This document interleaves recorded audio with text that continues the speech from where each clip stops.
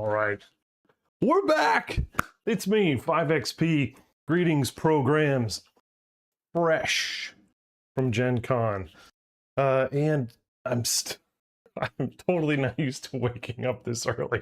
The whole getting up at 6:30 my time to see the wee Waynes off to the bus. Bags under my eyes. So it's like going straight from GenCon where you get no sleep to coming home and trying so hard to sleep, only to wake up at 6:30, which that might be cry me a river 5XP for a lot of you guys, because you guys all get up, go to work, grab your coffee, put on your fancy suits with your bow ties to look sharp for the boss or the customers. I don't do that. I get dressed in my Who's Your GM t-shirts for you guys, and get to have a blast talking about all the kick-ass stuff that I brought from GenCon. Morning, guys. Morning, Stickler.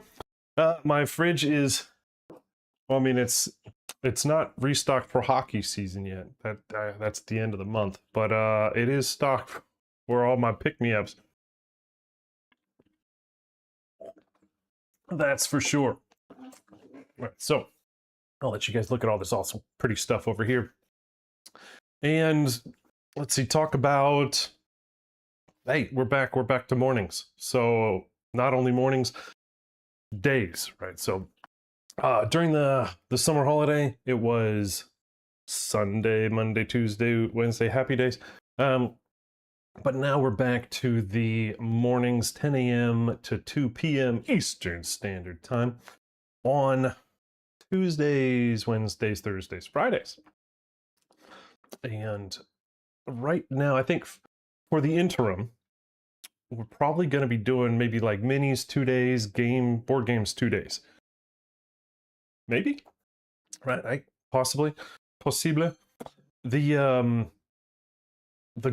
current goal down below was hit.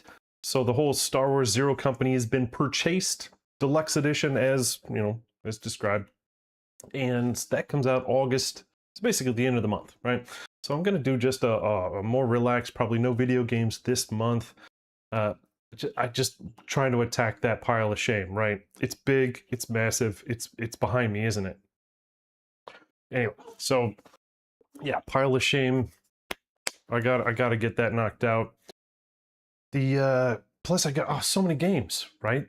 With GenCon, I didn't do a lot of the things I said I was gonna do, right? So we had that whole pre-GenCon video where I listed like all the games I wanted to go either watch played, play, demo, or buy. Good God, I didn't do hardly any of it. I had my whole to-do list and I didn't do much at all. I was gaming the whole time. I think we were joking on the Lanterns Reign Discord where I just played games and ate and hardly slept. So I didn't go to the exhibit hall but twice.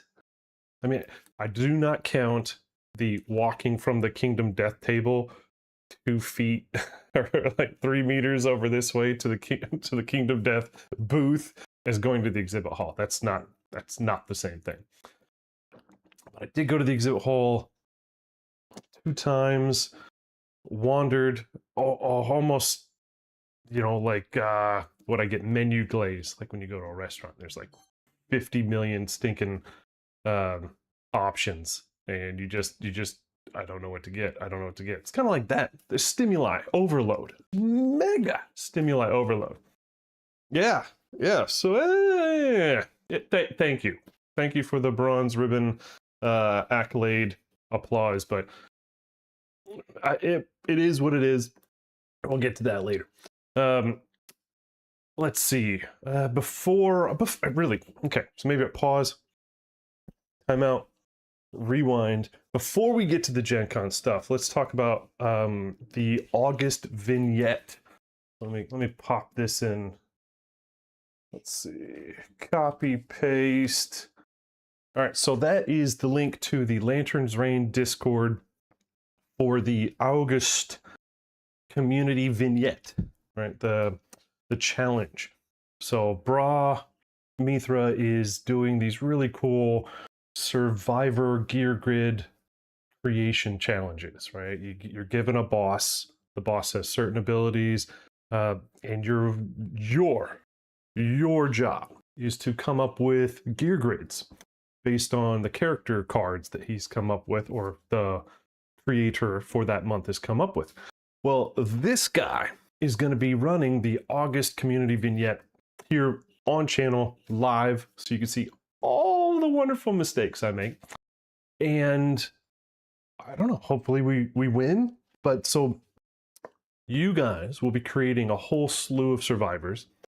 I will get to pick the 4, I assume there's no scout, the 4 that I want to take with me on the table for the fight. And then we do the fight, right? So it should be really fun. So it's up to you guys to come up with some really awesome combinations. Hit the link, join the discussion, and come up with something, and hopefully maybe I'll pick your survivor to play the game, right? So I probably won't get it to the table till maybe mid-September. Hey, kids doing travel hockey, I'm doing hockey. The time for this, I don't know if I'll be doing it on a Friday. I'll probably do a weekend. I might even invite some special guests to the table for the showdown. I think that'd be kind of fun. I don't have to do it solo, because usually these guys are a little complicated. Actually, let's pull that up. Let's pull the let's see.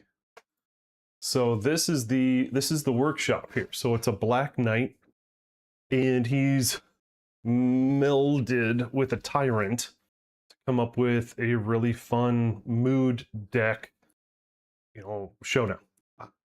I have not looked at this in depth enough yet. I have loads of time to get ready for this, to prepare for this. I mean, you guys don't even have the survivors made yet. So let's go. Let's get those guys made so we can have a really fun showdown.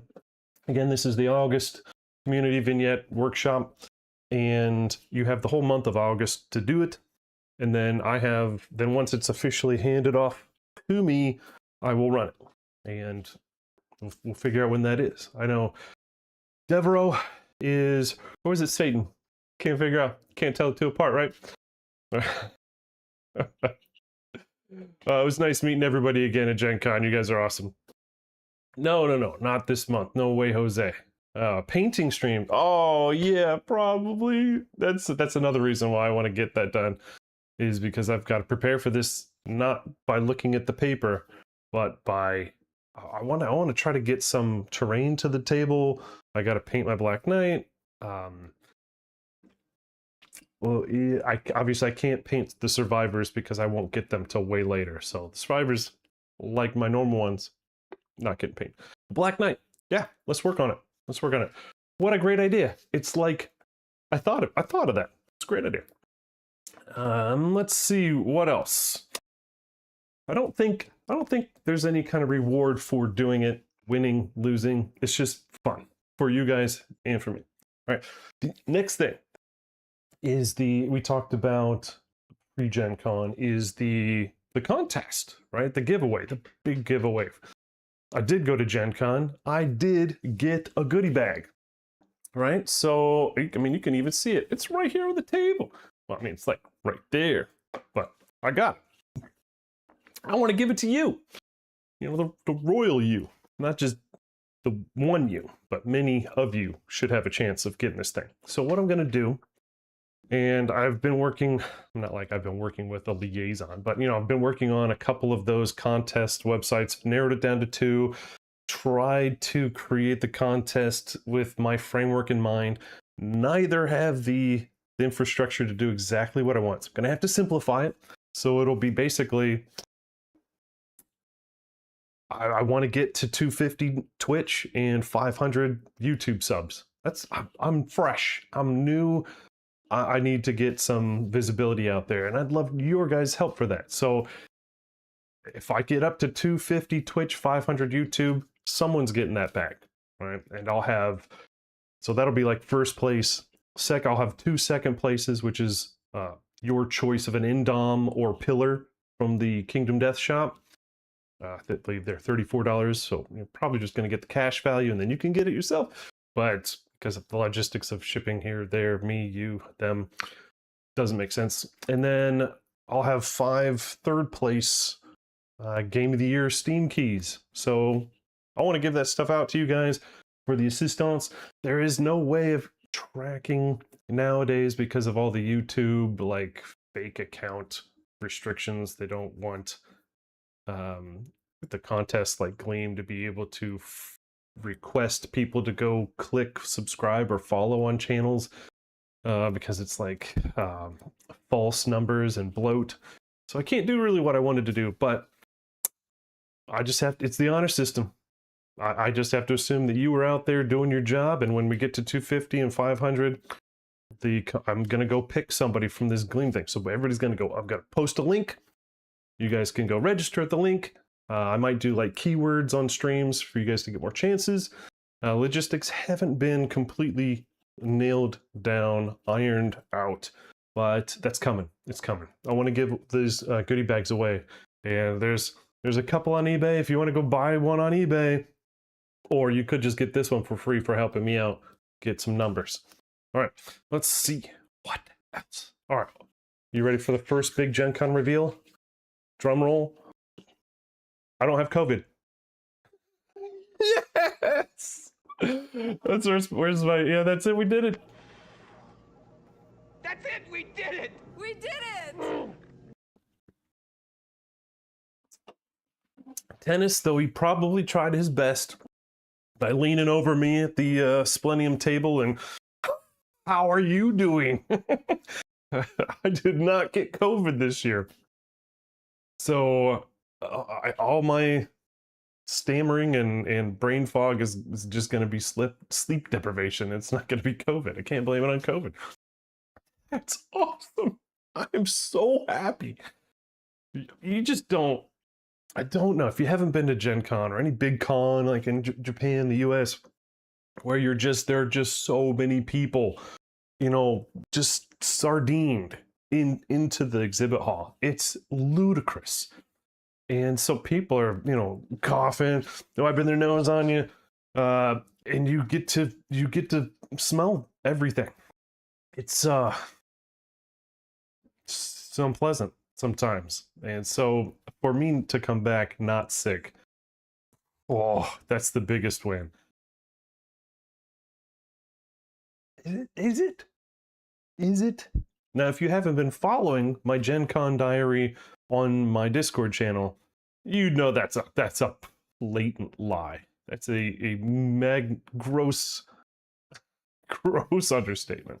So, speaking of that, click those about me's down below. Join my Discord. You don't have to be overly, chatty in there, but it's a place where I do a lot of my, communication outside of the stream. So hop in there. You'd also let you know when I'm going live and whatnot and what I'm doing. In case you're like, I don't care about that.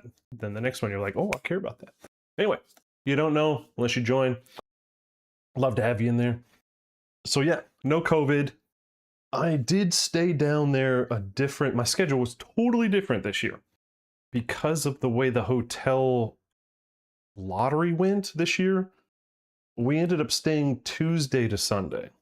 Normally, we usually just do Wednesday to Sunday, right? Same old, actually. Yeah, Wednesday to Sunday. So we stay the night Wednesday so we can get there and do our stuff on Thursday morning. We used to do, when we didn't stay downtown, because we were local indie people, my gaming group, Gamers Front of Indie, not the popular front, Splitters. We would just drive down on Thursday, whenever our first event was, and that limits your gaming. So then we started staying Wednesday night. Well, the hotel situation this time, when we finally got into the queue for hotels, normally the J-Dub's available, the JW Marriott, which is kind of our go-to for like the last, since it's been built. This year, everybody that would have stayed at the regular Marriott, just right across the street, jumped to the JW. Maybe not everybody, but a sizable amount. because the Marriott downtown was saying, hey, if you're going to stay here, you are required to stay Tuesday as well. So a lot of people were like, I don't want to stay another day. So when we got to the form, we were very surprised to see that still available. Clicked it, we're like, another day? Fuck yeah. Click, click, click, click, click. And bought it. So my group of 3 other mates and I did Tuesday through Sunday. And man, I didn't go to bed before 2 any day. It was nuts. There's just too much to do. You've got the 48-hour KDM table, which, yeah, okay. I didn't go to. There were 2 times where I was sitting around going, yeah, what am I going to do for the next hour or 2? And it never went into my brain. And so I deeply apologize for not showing up to the 48-hour table when it was running. That's on me, and I accept the consequences of my actions. Let's see. But I got loads of games to the table. I got too many bones to the table, right? So I took 2 of the gear locks that I hadn't played before. And if you haven't played Too Many Bones and you grab a new gear lock, there is like a learning curve. I mean, and it's a steep learning curve where you have to read the card, learn the faces of the dice. And no, you don't have to memorize it, but you have to kind of figure out, well, okay, what does this die do? What's the purpose of this? What are the synergies? You got to learn. I mean, it takes a while. So my bud and I did that. We played a game. Actually, took over from the Dice Tower crew on their table, basically carrying their table when they were done. We were like, can we borrow this table? took it up from Tom Vassell over at Dice Tower. If you don't watch that stuff, you should. He's got some good stuff. He's a good guy. I like him a lot. Anyway, chatted with him a little bit, then played that. We played a bunch of the smaller dice games like, was it Chickens and Squadron Dice and Zombie Dice and Pass the Pandas. Played the Chip Theory game that we had on stream here that we did the playthrough, the Elder Scrolls Betrayal of the Second Era. What's going on, Ace? Welcome back to my friends across the pond. Yeah, oh my gosh, there's so much stuff. Can't wait. The I took 2 huge luggage bags full of games and only played like two of the big box ones. Big Trouble didn't get to the table. That was so disappointing. Let's see. When a Nemesis Retaliation didn't get to the table. Just so many games that I took did not get played because we were playing other games. Let's see. I had tickets to the 4 Kingdom Death events. So the Splenium table, which was the Wise One campaign, which I believe is Campaigns of Death, where the legless ball that you've rolled to the settlement is still there after your settlement meets its demise. So this little legless ball is going, hey guys, where'd you go? Somebody, anybody, for lantern decades upon lantern decades, and he gets really ticked that nobody's scratching behind his ears, and the aura of hate that he has is let's just say when the new people come, they are influenced by this aura of hate, and they think he's this wonderful, benevolent thing, and have him be the center of their new settlement. And it's very, very cool. You can manipulate the monster controller card. There's so, and he has a bunch of disorders, very specific disorders that he hands out that you kind of maybe want, and then kind of maybe want to combine in certain ways. But the things you're doing during the campaign are all to like appease the Wise One and get his favor. So that was cool. Then there was Ostopia, the Ark Survivor settlement campaign, which was the collection of dog bones, not dog bones, just bones, to create the dead armor, which took a lot of resources. Now, I didn't get to that one till the last day, so all the gathering had pretty much been done. No, not pretty much. Had been done. Because we got to sit down and make the last piece and, you know, put the last put the last stone in the gauntlet, and then, you know, the power rippled out, whatever. We'll get to that.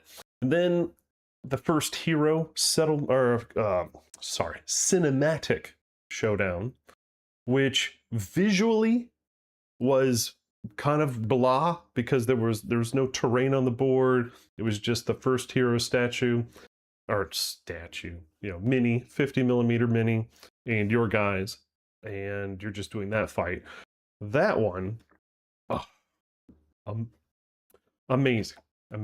And then you have the Screaming God, which the cinematic showdown, the Screaming God, is visually stunning. The way they do it at GenCon, it's just, my gosh, I don't know who's pinging me, but they need to stop. The way they did it at GenCon was just amazing, right? They did resin everything, all the terrain, everything was there. It was incredibly an incredible visual experience. So that one was awesome. I did a couple Alien RPGs from Free League, the Alien RPG where it's the D6 one, where you're just hunting successes, like on like the 6 side or successes. But that's also very cinematic, where you are not expected to live, and if you do live, it's like a moment. And then I did Dragonbane RPG, which is a kind of a combination of like a D&D, but you're trying to roll low, kind of like the 2d20 system. I think it's like the Infinity system of Modiphius. So you're running low, and rolling 1s is amazing and 20s is horrible. So it's kind of swap. Yeah, welcome to my top #1 Brazilian fans. It's good to see you guys. And then let's see, D&D, did D&D as well. Didn't have the best experience with that at first. So I'm not going to name drop the very well-known RPG group that ran that game, the publishing company that ran that game, but man, they need to find some new people to be the face of their company. It was bad. Think of Grumpy Karen as the person that's running the room and just being a complete ass to everybody, including the employees. It was bad. Oh my god. I felt so bad for the GMs. But anyway, so that one, we did a really cool game where there were I don't want to badmouth by name. If I say what the adventure was, it'd be very obvious what the adventure title is, then you'll be able to find it. Anyway, it was all about environmental hazards, and there was constant troubleshooting and problem solving, not traps, but environmental. It was really cool, really well done. But the people in charge made it an absolute misery. I did the Cyberpunk trading card game demo, which, if you like that IP, really fun. And the game is very simple. It plays almost identical to like Lorcana, where you're pulling a card. It'll tell you if you can use it as a resource or not. You have your guys out. You can use them to attack. You can use them to defend. The whole point is that at every turn you're rolling a die. You have like 5 or 6 dice on your side, and the number you roll is your street credibility. You want a high street cred, but your heroes don't attack the other person. They attack the street cred of your opponent. And so you're stealing their dice, and the first person to have 7 dice, not numerical value of what's on the dice, but just 7 dice in their street cred pool at the start of their turn wins. So it plays really fast, and the cards are really, really fun, really thematic. So that was really cool. Not sure if I'll get into that one though. The art didn't do it for me. So I was kind of hoping for a little bit more like there was the Edge Runners like anime show, right? If it were more in that style, I probably would have been more into it. But it just was a little bland. The cards were a little dark. So I'm hoping that maybe they'll change some of that stuff. Maybe I'll get into it. I don't know. But I've already got my card games. Let's. It was nice, but it wasn't for me. Let's see. What else, man? I did so much. Oh, I also did the 20 strong. I had a ticketed event to the 20 strong. Actually, yeah, that's another chip theory games, but there are no chips. It's just cards. Where if you haven't seen this game, I don't want to say it's solitaire, because the Nemesis one, you can actually bring in other people. I don't even think they need their own deck, do they? I don't think so. But that one is, you just get a deck of cards, there's some dice, and you're just, going through the rooms. Very much like the big one. It's basically, travel Nemesis. So I'm definitely happy I got that one. It played really, I don't want to say really fast, but really smooth. So that was nice. So real smooth game there. As far as my checklist, like I talked about, I didn't go to a single solitary like Magic the Gathering vendor. I didn't go to the glass and like look at all the cards that I can't afford. I didn't do any of that.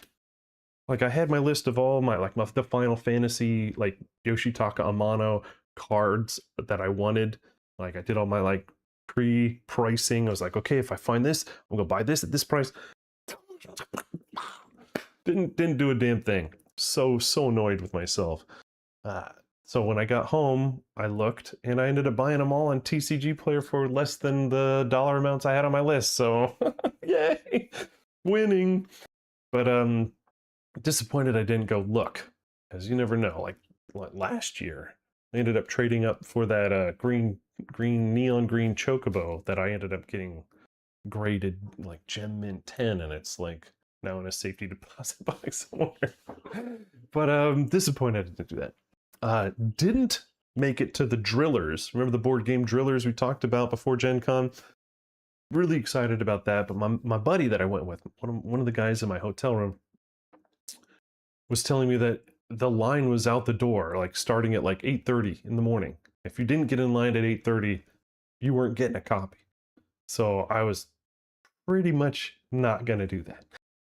I'm not gonna spend my time at Gen Con standing in a line. I don't find that fun anymore. Just don't. And then he was like, oh, well, if you and I buy a copy on their website and pre-order it, it's free shipping and it's the same price as in the hall. I was like, sold. Anvil. Yeah, just so I did buy it. I am excited about it. It will be on the table whenever it gets released. But didn't go to the table for that one. And then Game Makers, you remember the game that had that really cool like rondo thing in the middle of the table, and you're making actual industry games like Wingspan and Cards Against Humanity and all these other IPs. Cost $200. Remember that big giant box of stuff? Got to sit down and demo that. And it basically weighted itself out of interest for me. So the game is too heavy for me. The concept I think is so fun. Like maybe not good, but the concept of that game was so fun, where you're trying to make a game. Is it a card game? I need card stock. I need shipping containers. I need forklifts. I need warehousing. It was so cool, but just watching, you're sitting. That game to me is the why they have that T-shirt with the skeleton be like, "Is it still your turn?" I don't think that game would play well with me and my group, so that was a hard pass for me. So that was disappointing. I didn't get the all play Hercules and Jason the Argonauts solo card and dice game because my buddy who bought Drillers with me is gonna lend me his copy. I was like, okay, well that's easy. I'll just borrow yours and play it and give it back and I have to pay. So it was like winning. So I was happy about that. I did not get to the Thunder Road Ignition game. You know, that smaller Thunder Road game. I'm gonna have to find that online or something because I do want to get that game. I think that would play really well with my kids. So that one I'm gonna grab. I also, and I'm really bummed about this one, Layers, the game where battleship but dungeons, right? So you know you've got yours, they've got theirs, and I'm gonna move one step north, you know, and it's like, aha, that was a trap. So that game I want to get really badly. Didn't make it to the exhibit hall for that one where they were selling it for 50, I think $50 US, and you can't get it online for less than 78 because it's like, oh, you can get it for $48 and 25 shipping. It's just like, what? So I ain't paying no 50 cents for no Coke. So I'm not getting Layers until I can find it physically, you know, FLGS or whatever, or Amazon or whatever. I'm not doing that. I did see that the Game Steward usually is a negative word or a negative when I talk about the Game Steward, but they have the whole Kickstarter thing for the same price that they were selling the whole thing at GenCon. So if you're looking for everything, the Game Steward has it for the same price as GenCon, and it's free shipping for over 100, which it is over 100. So check that out. That game is. I only need the base game. I don't need all the extra bells and whistles. I really just don't see the need for that. That game is, I think, going to be a really fun one. Rewind. I may get the expansion that gives you like 1 or 2 more boards so you can have like more than just a 1v1. So but that'll be after I buy the base game, get plays on it, then I'll make that decision. But yeah, it's up in here. All right, so the Kingdom Death tables. Let's talk about that. All right, I've got some photographs. Let's start out with this one. The Kingdom Death group, Team Death, does it's the presentation is really there. So they've got these, you know, tables with a felt underlayment, and they set out these player cards. So you pick a seat. I was rolling a die to figure out where I would sit down. So I was blind, trying to not look at the sheets before sitting down. I did not sit at this one. I sit at a different one. But this is just a description. So you'll get a little character sheet, and you'll get this little board. You'll notice, I don't know if you can't see my mouse, but next to Fist and Tooth, you'll see there are 2 little attack profiles. The one with the blue highlight, they do a really good job, and you can see it up by the Gloom Dagger as well. That's the cumulative amounts that you will actually be rolling. So they've done all the maths for you. So they make it a little easier for you. And they'll give you on the left of that is like if you have a weapon spec, if you have a disorder or an ability, and then in the tiny print it'll tell you all your armor points and all that kind of stuff in case you need to write it on your character sheet. The GM, the guy that's running the table, typically is going to be in your favor. They'll tell you at the beginning of the game that he's, you know, he's your friend, or how about friendly? He's friendly. right? So isn't that, I wouldn't say he's your friend, because they won't let you be like completely oblivious to what's going on. You still need to kind of know your sheet. If you don't know that, you know, your helmet has an unlocked ability that lets you ignore the first hit, and you don't say it, they're not, it doesn't exist to them. And to be fair to the GM, the dude's already running the whole dang table with all this new content that's not released typically, and he's got a lot going on. So I understand that. Limit them to just running the game. They don't, so they're not running 4 players and the game, because that would suck if you had to do that. I mean, who would ever want to do that? Like, you'd have to be a complete idiot. Anyway, yeah. So you get these awesome boards. You jump in, you try to memorize everything really quickly, and then they'll get on to the game. The first one that I did was the Screaming God. And check this out. Fully resin, right? It's not hard plastic. The first row of tiles were removed, and this thing had like a lip that kind of set on top of that, so just was sitting really nice and on top of the board. There was so much detail in this piece. Just having it zenithal just did not do it justice. There are, I don't know if you can see, there's an antelope that is being trampled by its own brethren. Like, it is so freaking cool. It just showed you, I don't really want to be over there. Like, I don't want to land near that because of that. That's coming, right? Then on the other side, they printed out these resin blocks.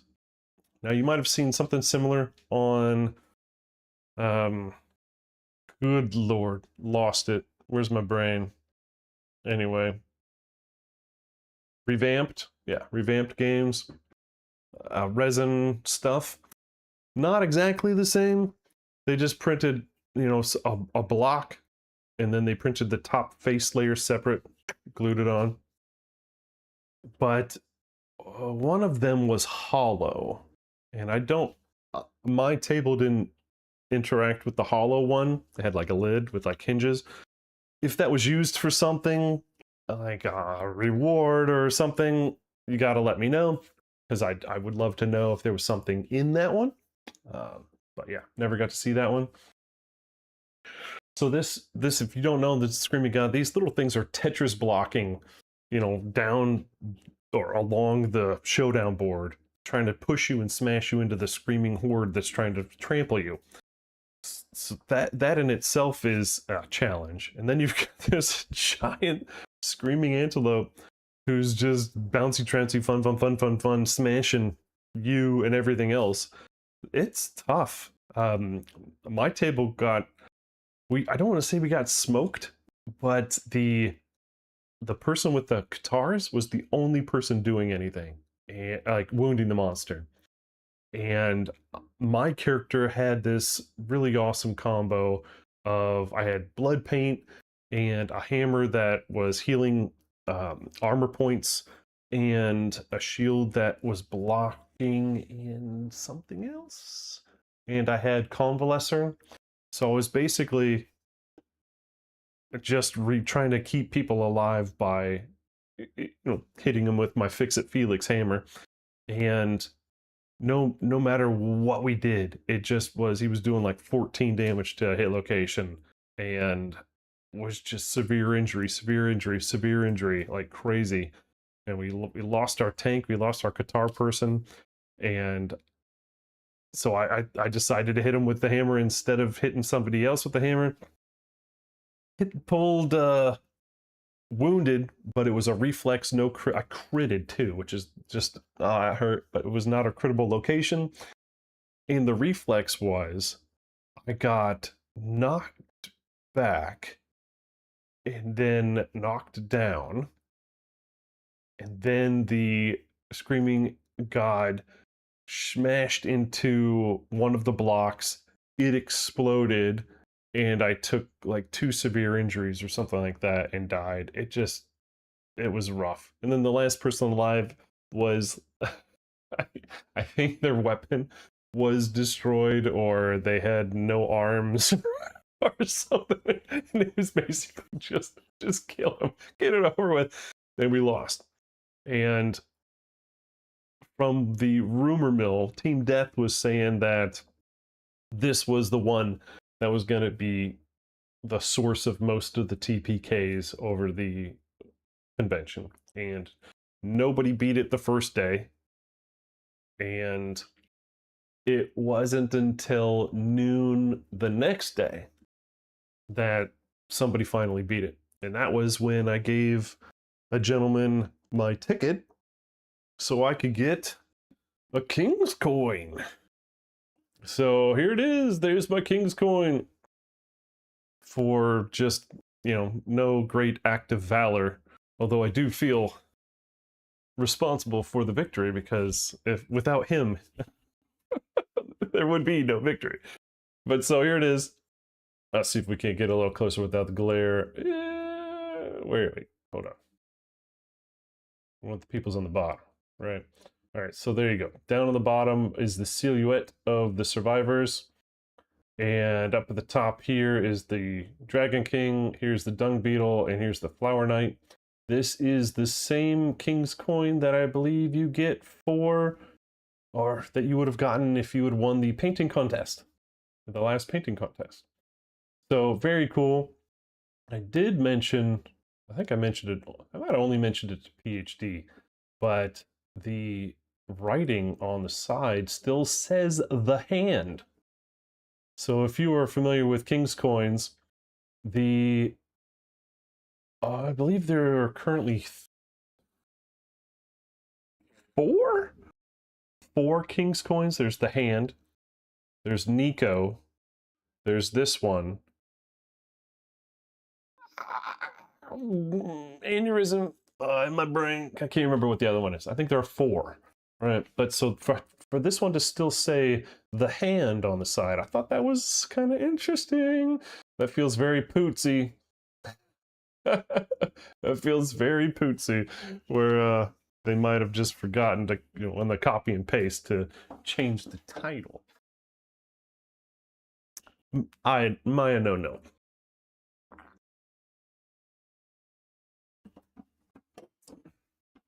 Is that what it was? I don't know. All right, so let's see. What is next? Oh, the best one. The best, absolute stinking best, was the first hero. Hands down, my absolute favorite. So I had the privilege of running first hero 2 years ago, and it was excellent then. It was fantastic then. Mechanically, thematically, as I talked to Matt on Tuesday at the con, and I was asking him about any differences, and he was saying this. It was just like, thematically, from a high level, it's still the same as it used to be. But they've really refined the methodology and the mechanics to get it to where it functions smoother, right? So and there's a video. Actually, I should have linked it. Oh well, you can find it. It's Brahmithra's first hero video. He did it yesterday. You'll see a very attractive person in the background. Incidentally, not intentionally, I am in the background of like the entire video. I feel so bad. I really genuinely do. When I was looking behind me, I could have sworn that the camera angle, I mean, it was a wide lens, but I didn't know. So I thought I was out of frame. I was not. So I'm just standing in the background of the whole video the whole time. Anyway, so he's got a good video, explains a little bit more, but the first hero is the Arnold Schwarzenegger character of a settlement. He goes out alone, does it all. Sylvester Stallone, one-man army, and does all the hunting and everything. Everybody just sits back and enjoys. For whatever reason, we're hunting him or finding him, or he's trying to find qualified people. So maybe he's hunting us at first. We'll figure that part out. But the showdown is, well, you start out with a blank settlement sheet. Let's do that. So you start out with a blank settlement sheet. It's Lantern Year 8. You're doing a showdown, and everything's blank. All your quarries, nemesis, like your milestones, everything's blank, right? And on the back, there's some other things, but which for like innovations and whatnot. You start the fight, and he's a regular survivor, so he gets all the same things like dodge, dip, dive, duck, and dodge, surge, and all those things are still available to him. He has perfect hits, just like we do. And the fight is fantastic. So the hit location deck is full of behavior, just like a survivor, and same with the AI deck. He's rolling loads of dice on you. Perfect hits do really awful stuff, but every card he reveals, hit location, AI, all these different cards are... there's a little blue banner at the bottom. I wish I would have gotten a photograph of that, but it'll tell you something you might have unlocked. Maybe it's an innovation. Maybe it's a settlement location. Maybe it's a quarry. And you start filling in this settlement sheet with the things that you are unlocking. Maybe you might not find any quarries, in your attack on the first hero, or locations, or your innovation list might be really small. My innovation list was huge. And we had, maybe it's just we were hitting him or something, but we had like 3 quarry 1s, 2 quarry 2s, level 3, node 3. You do only write down the first one you get. So if you get 2 cards and the first one's Phoenix, and then you get another one, Sunstalker, well, you already have a node 3, so Sunstalker goes away. But as you are fighting him, he's also pulling cards from this Segula deck, which it could be gear, it could be weapons, armor or gear, or survivors that are a part of his allotment in that settlement already. So maybe it's was it Garnet? So this girl who is part of the settlement shows up, and she becomes like a mood card. You set her on the table, and while she's in play, first hero gets +3 evasion. And if you defeat the first hero while they're in play, that survivor, with the stats that they have and the abilities that they have, becomes a survivor in your settlement. Or you can do the cancellation requirement on the card. So like this one was, you have to go to a board edge and yell shoo, and she will go away, but you don't get her as a potential survivor when you win. So the whole time you're weighing, okay, do I care? Do I want to keep it? Do I not want to keep it? How hard is it making it? Oh my gosh, that's a terrible one. We can't possibly hit him again if we have that one. So there's loads of survivors that get pulled up. Or it's weapons or armor. And the weapons or armor go on top of his basic action card and replace his action. So at first, I don't remember what the basic action is at first, but let's say he pulls a King Spear. Well, now he has range 4, and and just rolling more dice, right? So instead of the regular AI, he's doing that. When you attack him, when he's got this gear on, you can either try to disarm or destroy the gear, or attack him, like for his regular health pool. the gear has a target value. So maybe you have to roll between, like on a tolerance number. So if you roll higher than this, you'll disarm it. But if you go too high, you destroy the item, and therefore you can't collect it for your settlement after the fight. So that mechanic's BA. I mean, they had something, so they had that in the old one, so they kept it, probably just refined it a little bit. Love that, absolutely love that. The gear has definitely changed quite a bit. There's loads more variety in the gear. Like there was a drum. There weren't like, wasn't necessarily like shields or armor pieces. There were other kinds of gear as well.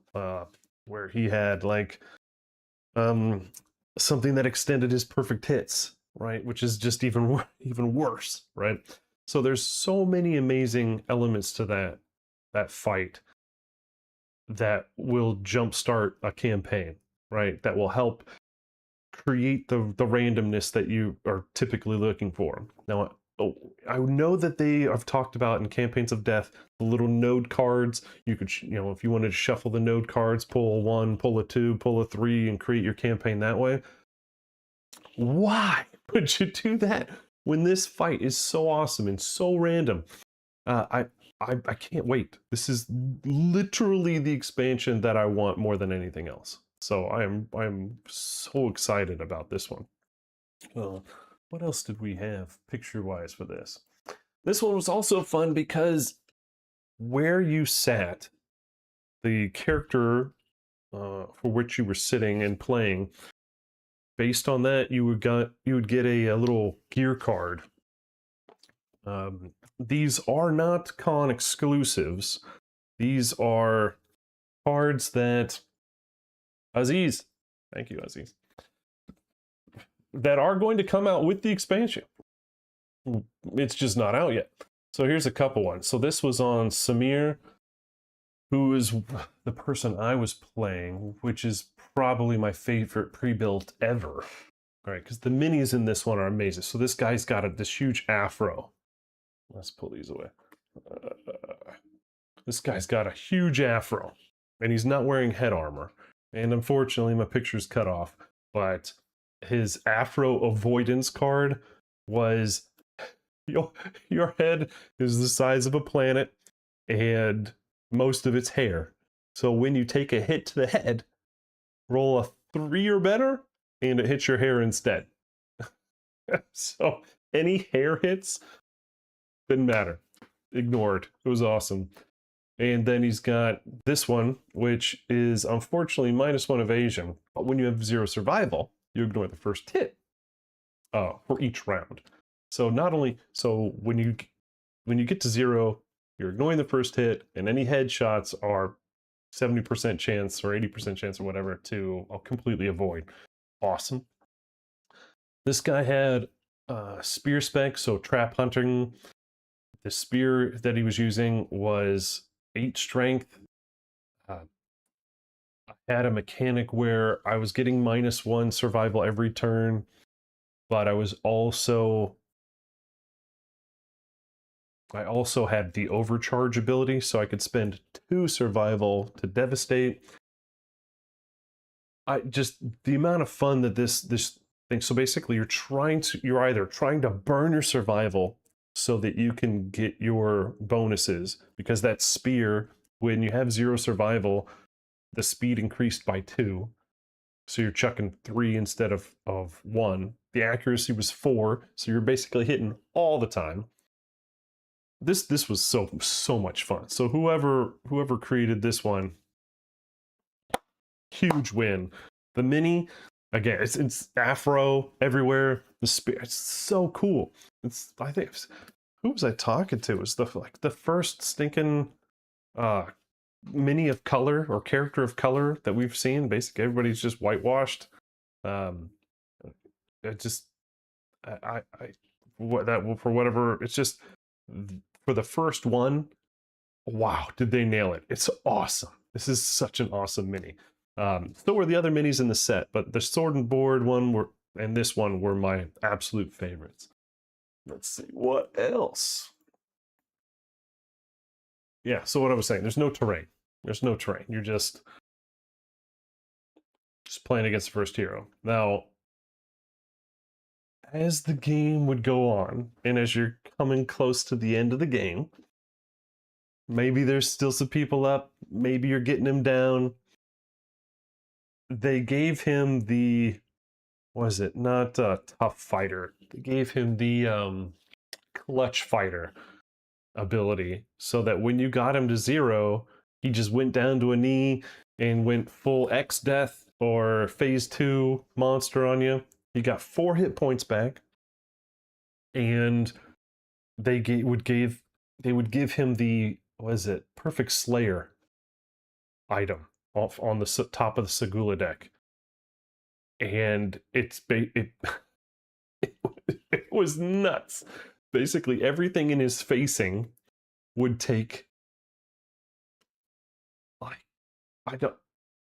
It was like hitting on even ones. It felt like everything was, if 2 or higher, you would take like 70 damage, or I can't remember the exact, but it was more than anybody could possibly withstand. And so it was basically every hit at that point in the game was severe injuries, and the Perfect Slayer just tabled so many groups. It just TPK'd so many groups. Some groups survived. My group, I was behind him on the ground tanking the floor, and he pulled the Perfect Slayer, and he killed everybody else with the Perfect Slayer in one attack. On my turn, I get up, because that was one of his abilities. If you have 0 survival, you get up at the start of your turn.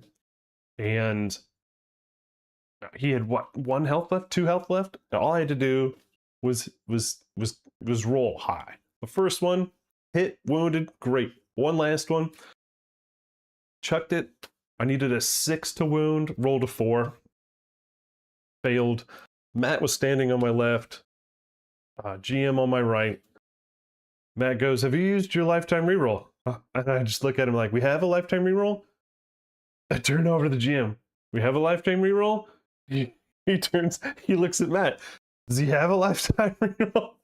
Matt goes, yeah, it's a lifetime reroll.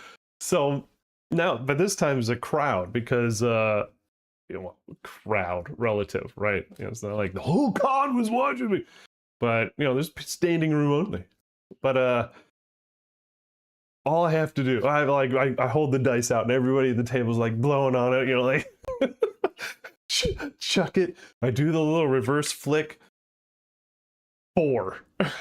I had 2 chances to kill, to coup de grace, to killing blow the first hero for a king's coin. Even given a free reroll by Matt, and I was already past the hit. All I needed to do was roll 6 or higher. Failed twice, and that story was repeated by another table, I believe, on Bra's video. So somebody, all they had to do was roll something. They rolled a 1. They got a reroll, rolled a 1. So yeah, I feel for you, whoever that was. I'm sorry. But it's the exact same thing that happened to me last year at the Pariah table, where I had, all I needed to do was 1. I failed. Matt sympathized, gave me a reroll, still failed. And then there's just no King's Coin. Nobody gets anything. You failed. Go away. See you later. Bye-bye. Good day. I said good day. Disappointing. Really disappointing. But the experience was awesome. So that was until later the best experience at the KDM tables. Let's see. What was the next? So it did Screaming God, first hero, and then let's see. This is Splenium. That's Matt, if you don't know. That's one of Team Death's. Does an absolute amazing job. Managing all the tables, coming around and screwing with you, pooping in your cornflakes, all that kind of stuff, but then also offering, rewards to those that rise to the challenge. So he'll come over and, try to mess with the table a little bit. Maybe he'll give the boss some new trait that makes it more difficult to hit. But then he'll say, if you defeat him with this trade in play, somebody's going to get a king's coin. Or with this table, he put a token on the table and said, if anybody wants this, whatever this might be, might be a token, might be, you know, a gift, might be an insane, it might be a bane or a boon to the table, we don't know. If you want this, if you want to go for this, you gotta roll off. So whoever wants it can roll off. I won the roll off, and what did I get? I got this one. So I got another first hero card, and I was excited because I did not sit at this person's seat for the first hero, so getting the card, you know, another way was beneficial to me. But then the boss, oh, I don't even remember what the boss could do now. I think the boss got a +1 damage token, something like that, which obviously is bad. But it was fun, taking the challenge. And then he did it later, and I was like, there's no way he's going to give us 2 good things in a row. So he's like, if anybody wants this, you can raise your hand, and you can do roll off. Other people started raising their hands, so I'm like, I guess I'll roll off too, because I mean, if we're going to do it as a table and make it more difficult, I'll be in on it too.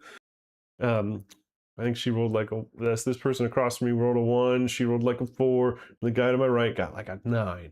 And then that's when I was like, okay, you know what? I already got something, you can have it. And shoot, did I not take a picture of that? I don't think I took a picture of that. But he got a, you know, the birthday card, the this thing. You got this thing.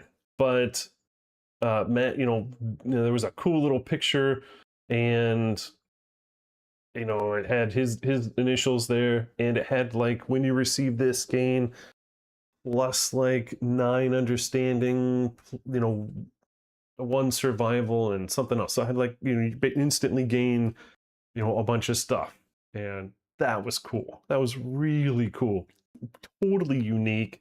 There's not another one like it. You know, with custom art from Team Death, custom ability, birthday ability, so cool.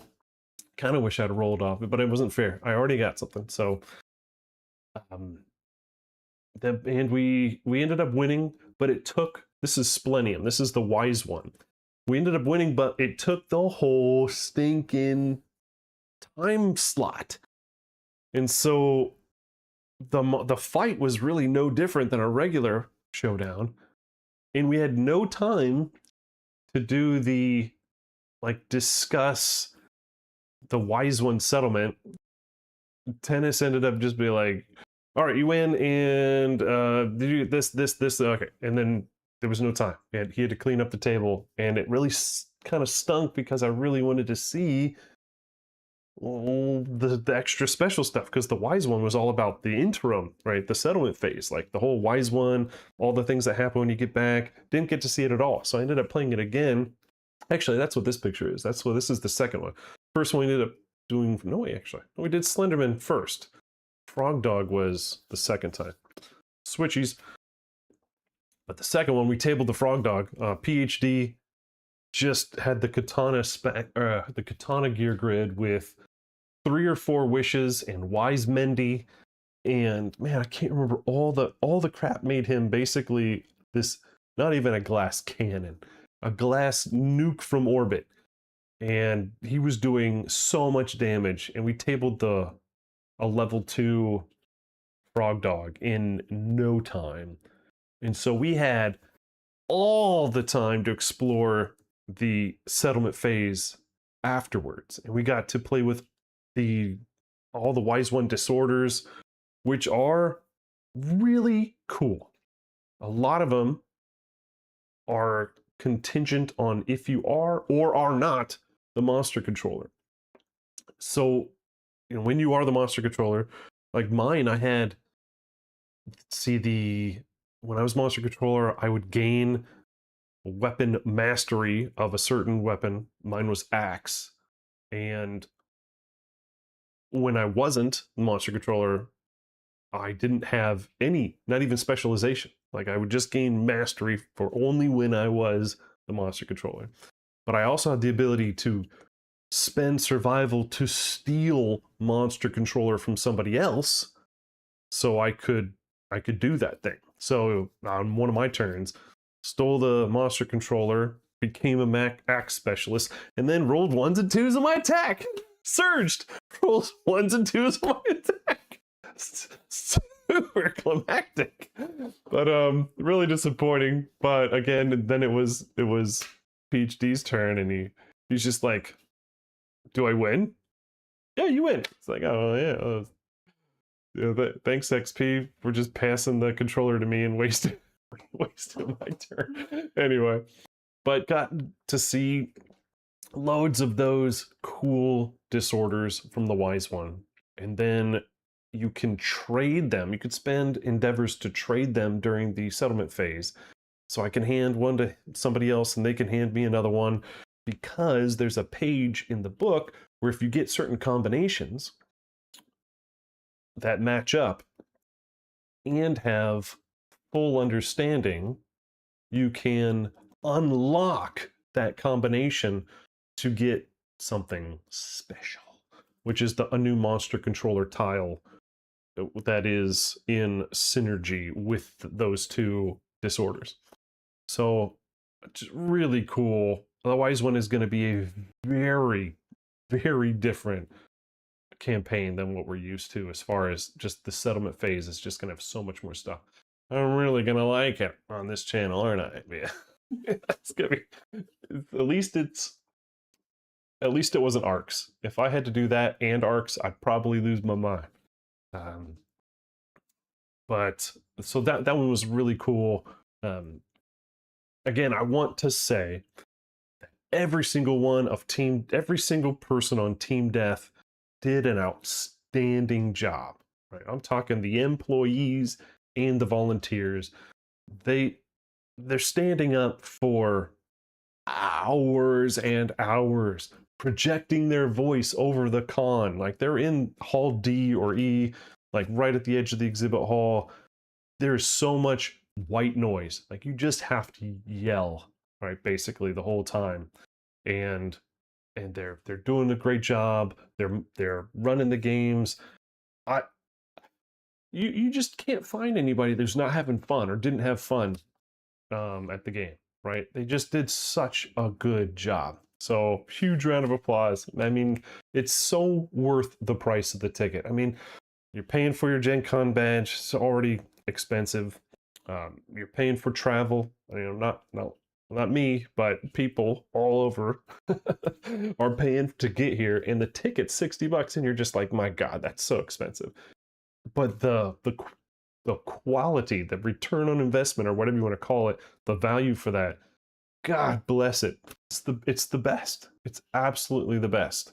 So they really do make it worth it. And then on top of that, they give you a goodie bag, which I've got over here, and we're gonna go get into right after these messages. No, I don't have a sponsor, but I am gonna take a break, do a bio and beverage, and we'll get back and we'll talk about Ostopia, the Bone Zone, and then we'll just continue with my Gen Con post-mortem. But I'll be right back. I will see you in just a few.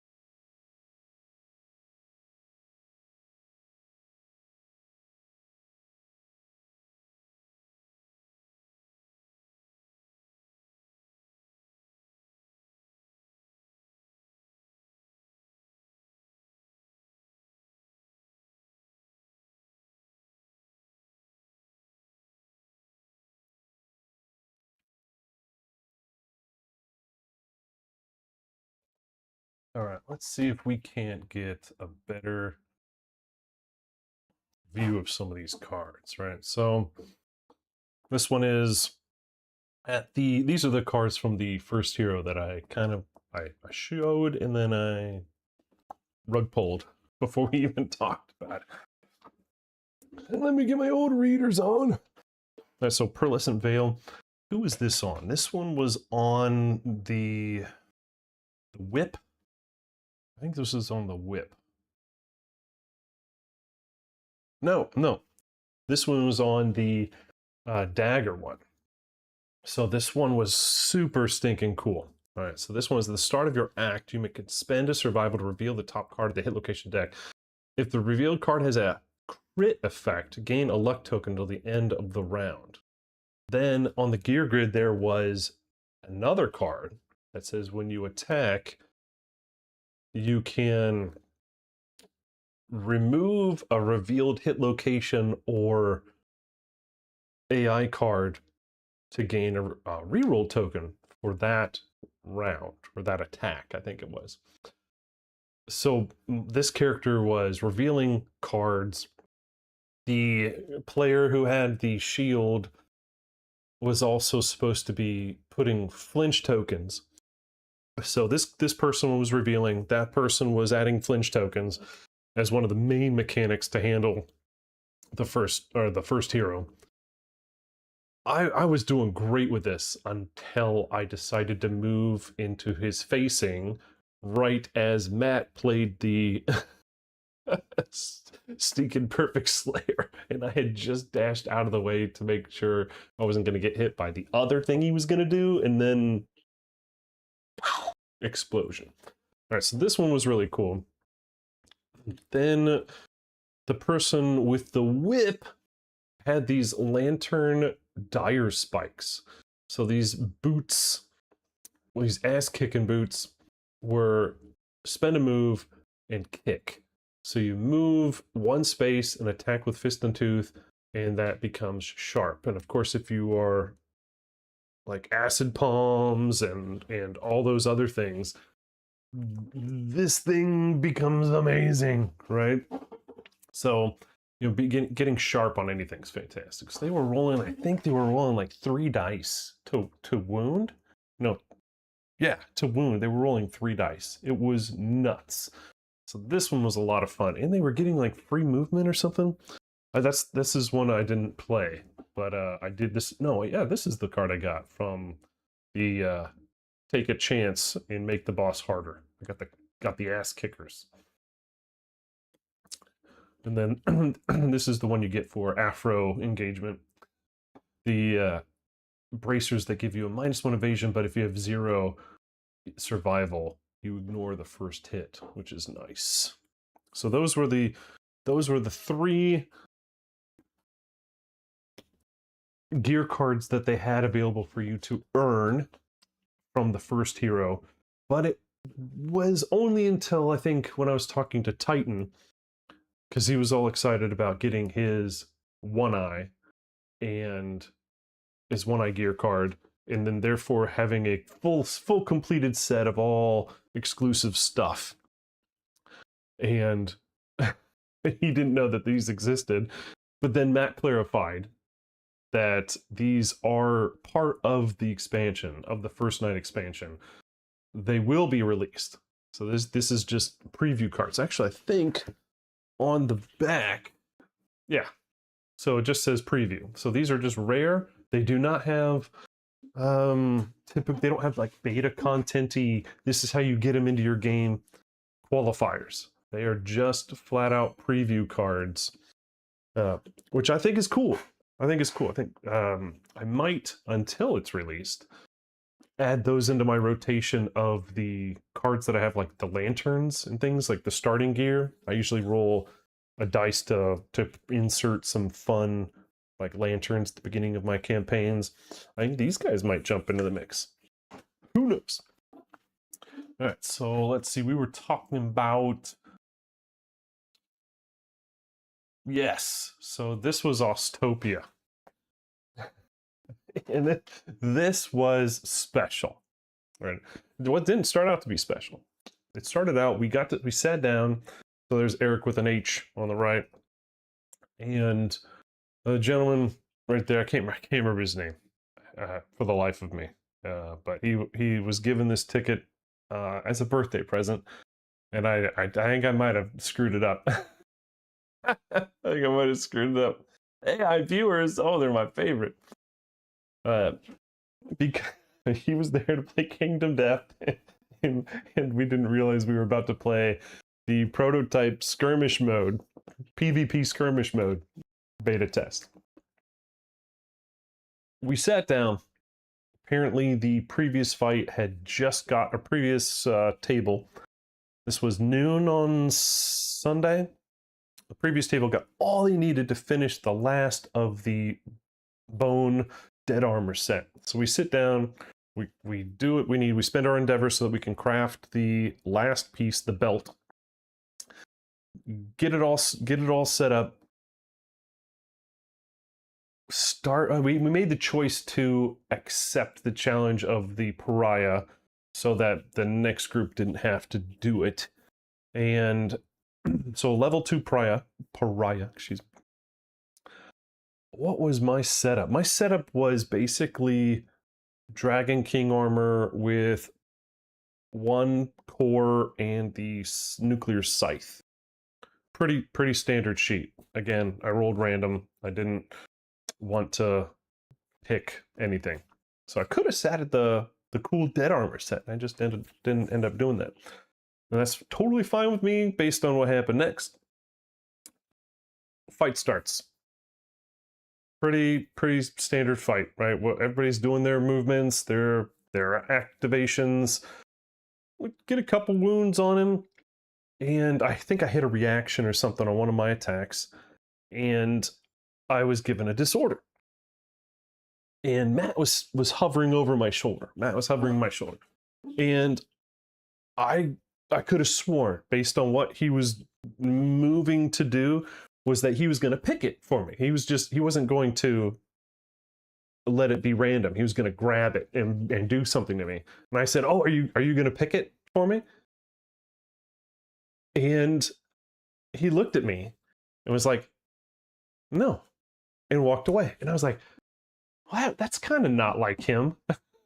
That's kind of like the opposite of what he does at the table. And so I was like, "Oh, okay." Just kept playing. Not a minute or two later, he comes over, and with the King's Decree card, and shoot, I don't have a picture of it. It's a card that basically has a king's coin on it, or the image of a coin, but it's like the game manager or whatever are gonna have a rule, and you have to follow the rule, and if you follow the rule, you get a king's coin. So it wasn't a killing blow king's coin, it was a King's Decree or something like that. And he puts it in front of me, and I'm like, well, usually they put that on the table. Oh, why is he putting it in front of me? He says that what we have here is a King's Decree. If the person with the dead armor kills the person holding the King's Decree, or this person, they get a King's coin. My mouth just dropped. I'm like, what the hell? Because the dead armor has that ability, the axe, I believe, when it's slotted appropriately, has the ability to, ossify or dissolve this, like suck in the bones of a person, killing them. And I was like, well, that's new and different. Thanks, man. What the hell am I gonna do? So he and I are like next to each other, like on the board, and so my act was like GTFO from him, and a round or so goes by, and I still am acting like I'm still trying to kill the boss, right? We're still trying to kill the boss, and so we're table talking, and Dead Armor moves over, does his thing. I'm about to pounce in, because I have leap. I've got a full set of dead armor, so I'm about to leap in and do my attack, you know, with +2 accuracy, +5 or 4 strength or whatever. And Matt comes by and he's like, "Why is he still alive?" It's weird. Thanks. He comes back and tells, that's what this picture is. This is him telling these two people, these nice human beings that came to GenCon to play Kingdom Death and defeat bosses, and they are now have abilities to kill me. So he's giving them, off the top of my head, I can't remember what the ability was or what card, you know, to write on their character sheet, that they now can kill other survivors, and if they kill me, they will be given a reward. And I'm over here going like this, like, what the hell's going on? Like, it's gone full, not even full off the deep end, because that's what happens like next. So now it's full table PvP on me. We still have to kill the boss. These wonderful humans over here kind of like, ha ha ha ha, you know, maybe, yeah, well, let's just keep going after the boss. So they're kind of, I don't want to say, they're kind of like, you know, brush it off a little bit. And Matt turns around and goes, "Oh, and just so we'll try to balance it out a little bit, you now have 20 survival and you can dash 2 more times around." So I'm like, "Oh, okay, well, that's fantastic." So I go from like 4 survival to 20, and then I get, you know, 2 more dashes around. That's great. And Stickler over here was like, "Man, it's a good thing we practiced with the Death Drifter." Aaron, you're not wrong, because it did kind of feel like I was running away a lot after that. So now I'm kind of really leery of going anywhere near the action. Round goes by.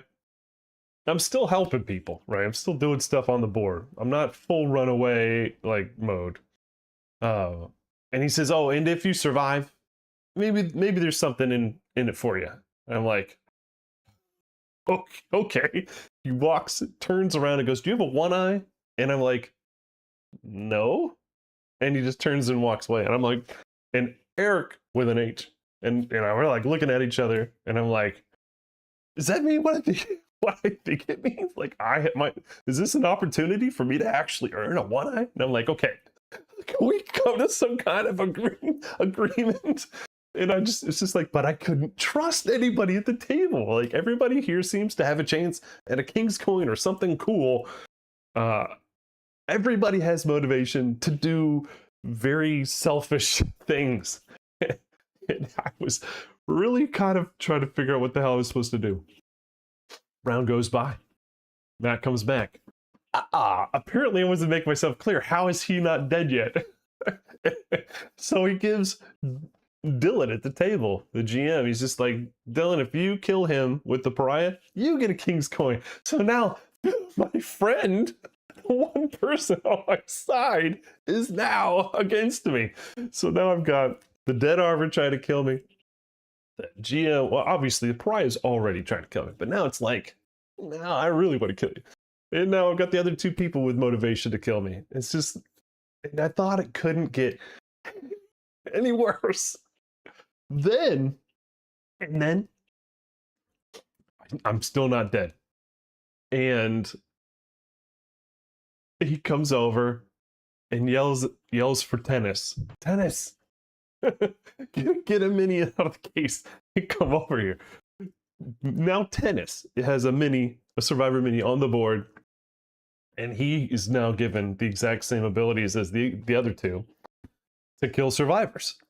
And so now we've got the GM with pariah, the 2 across the table, Tennis, and the dead armor all have a goal to kill me. Tennis's first move, dash over and kill this guy. It's right across from me. And so the whole table's like, the hell is happening here? So happy birthday. You've been murdered by Tennis. So Tennis, obviously, his goal was like, okay, well, if I can make it so that he definitely dies by the pariah, by removing all the other survivors that are going to kill the pariah, then I have a better chance of winning. And so he went on a different tactic, which was amazing. Super awesome. Then Eric dashes and activates his survivor killer and kills Tennis. So now two people I'm over here going, what the fuck is going on? Well, apparently by doing that triggered the other thing that Matt brought to the table is if we kill a survivor with the ability, we do 4 damage to the boss. So now we're getting closer to killing the boss. So next thing is they pull an AI card and it's going to target somebody else, right? And so Matt goes, no, nah. We're gonna give him priority target. And so I'm like, oh, it's fine. Oh, he only moves like 6. I'm good. And Matt goes, nah, he's got unlimited movement. It's like, Jesus H Christ. What? Why? What did I do to you?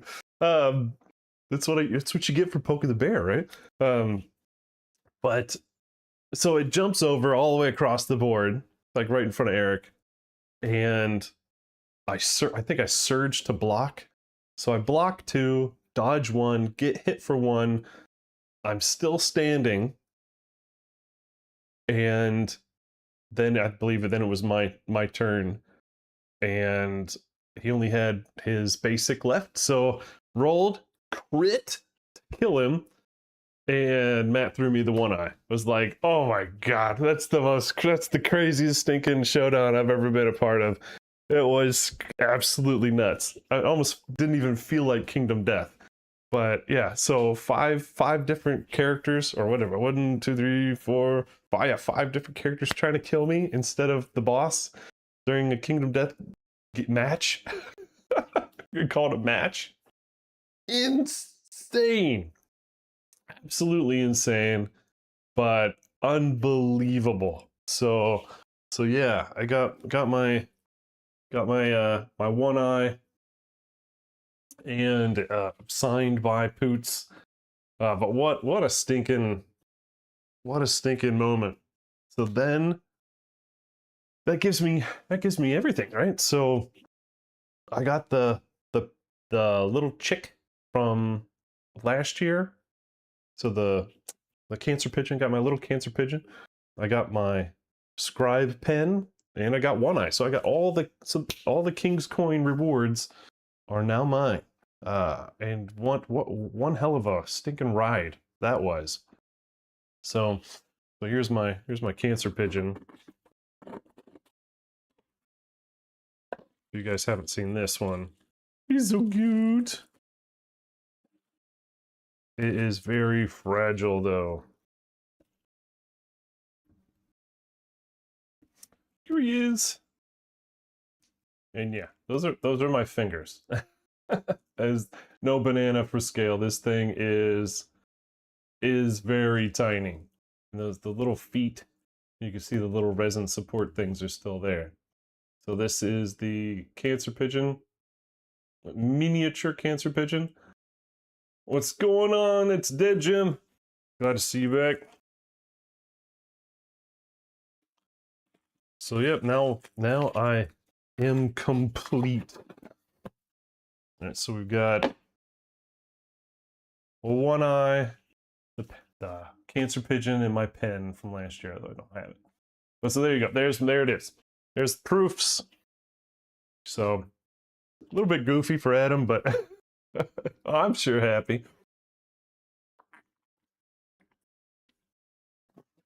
Had to post that one on Instagram.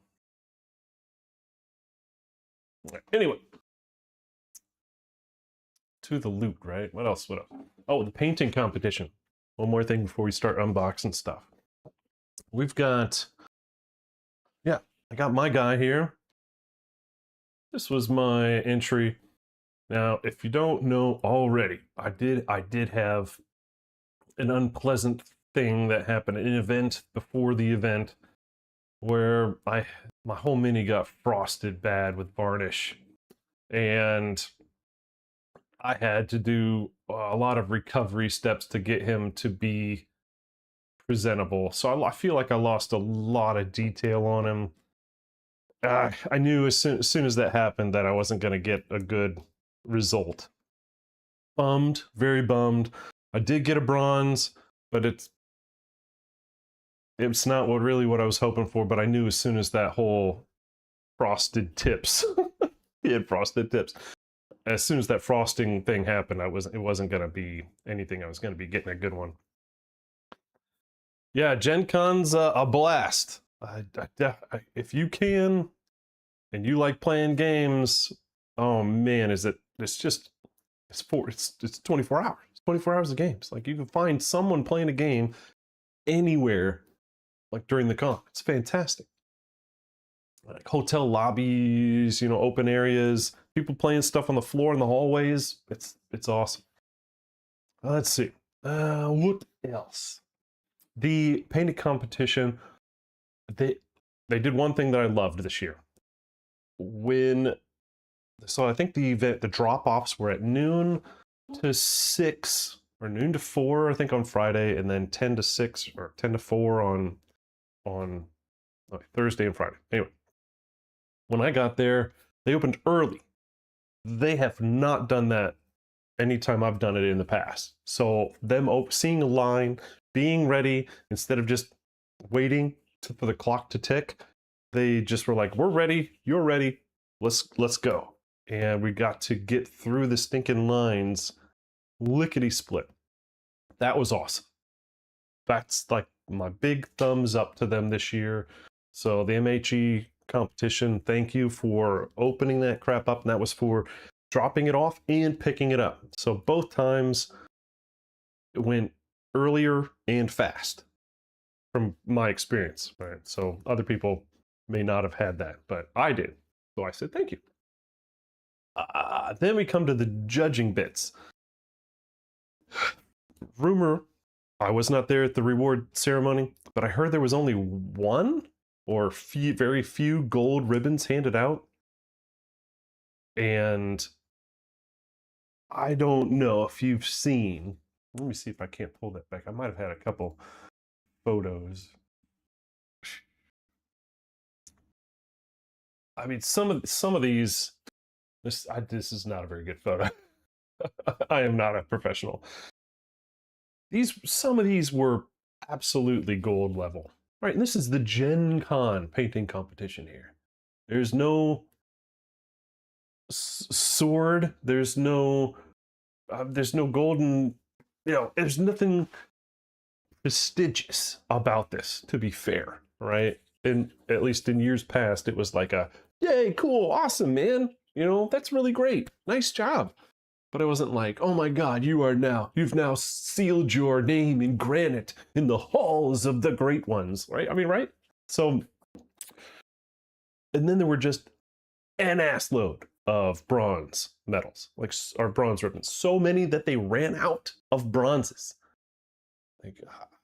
So the complaint that we're hearing is this year is maybe they went from treating it as more of a casual event to trying to be a legitimate, we want to be like one of the contests that people really push for every year.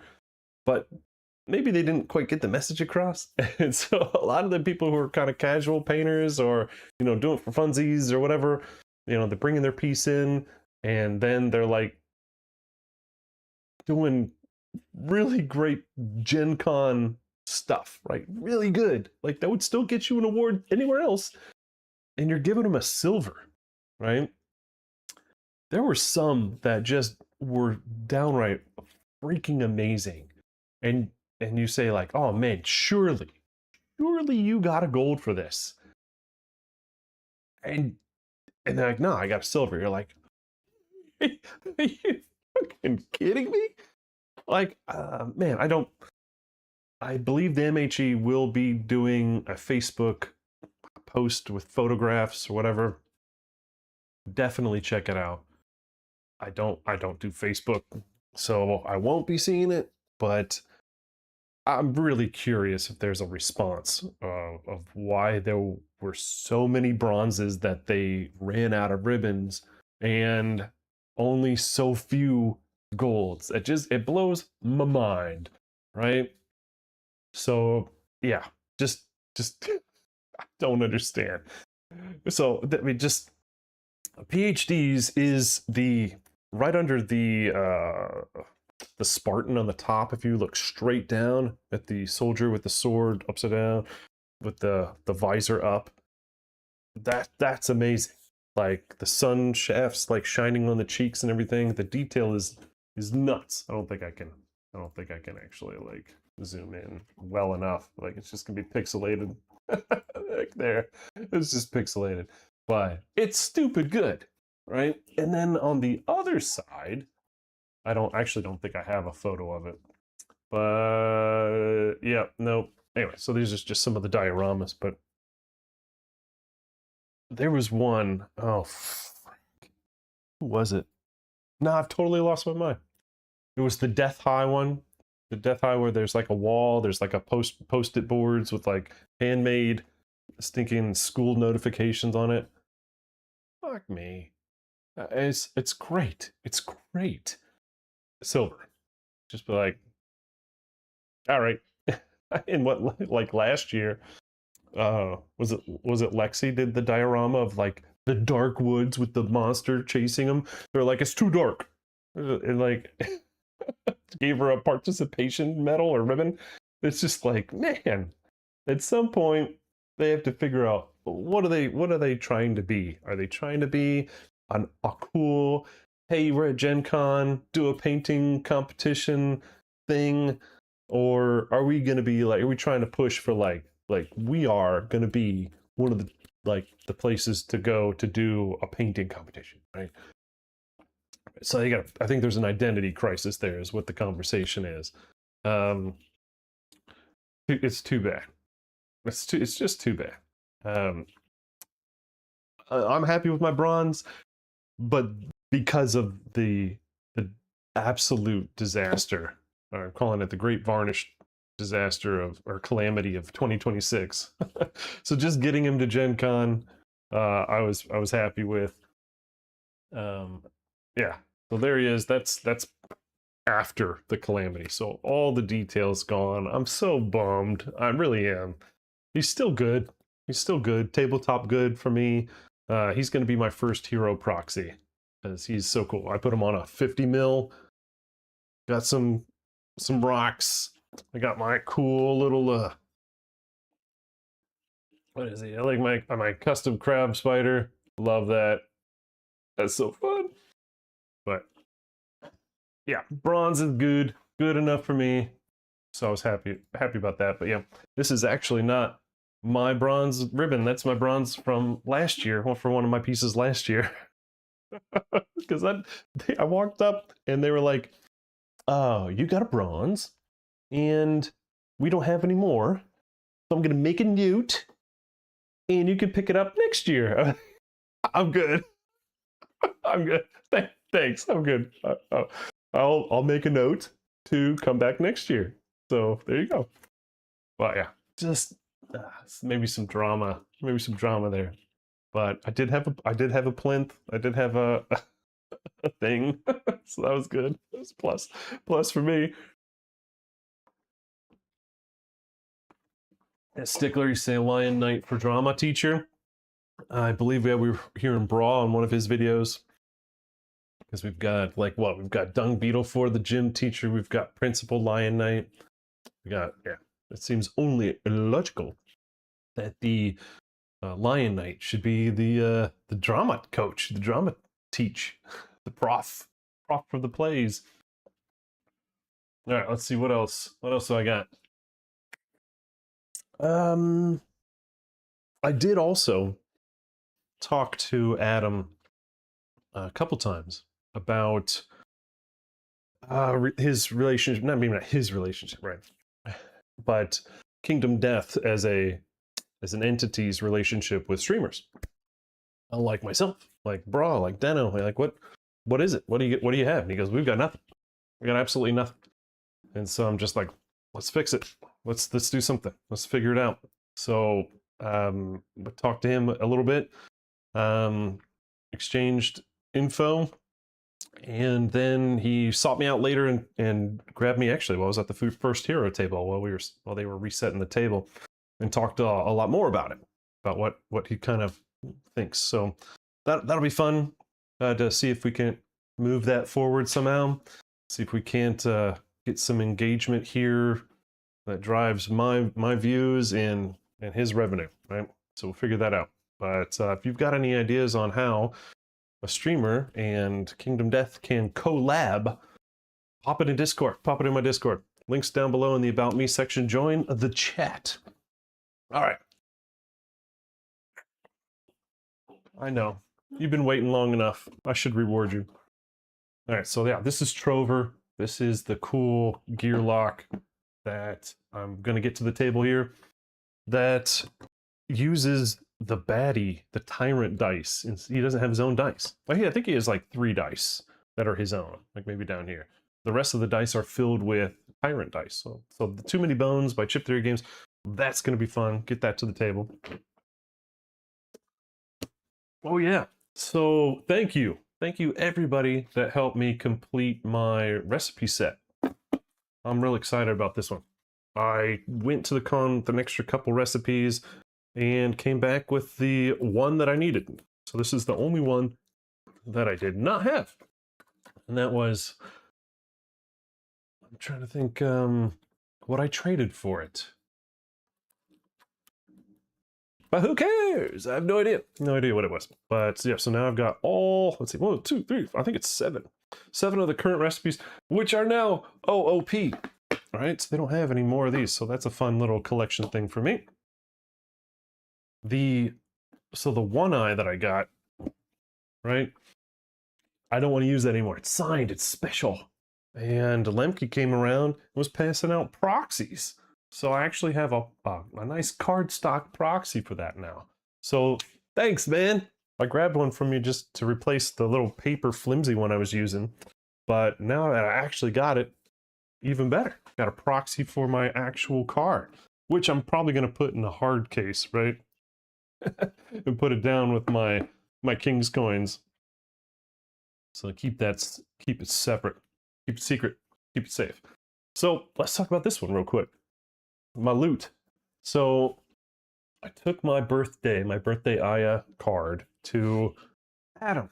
One of the times I talked to him, I said, "Oh, hey, can you sign my birthday card?" So what he ended up doing was, he said, while streaming, I get a +1 reroll. And, but one of the audience members has to roll it for me.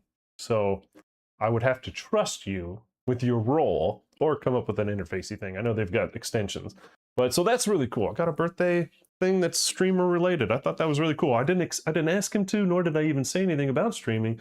He just did it anyway. I thought that was cool. Maybe he's seen or heard of me before, but I did. No, wait. I think maybe I did thank him earlier for being highlighted in one of the updates. So maybe he just remembered that, which is also cool. Lucky, I got pencils. I might have taken maybe 1 or more than I was supposed to. But if you left the table and you left your pencil, they don't typically reuse them. So they've got giant boxes.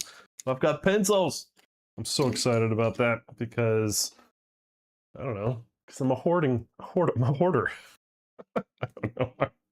I also got Califaxed. I don't know, is this going to show up? I got Poots Policed. So I was rolling stinking rocks, like 9s and 10s on the first hero table. And Califax is standing over my shoulder. He just hands this to me. This is you've been warned by Poots Police. Be good, be respectful, or else. GenCon 26. And it's from Suspicious Dice Rolling. So I thought this was awesome because it was sus. I was rolling like crazy. And of course, I mean, you know, I just told you the story. All I needed to roll was a 6. I got 2 stinking opportunities to do so. Freaking failed. So I should have ripped this up. Dang it. You jinxed me. You jinxed me.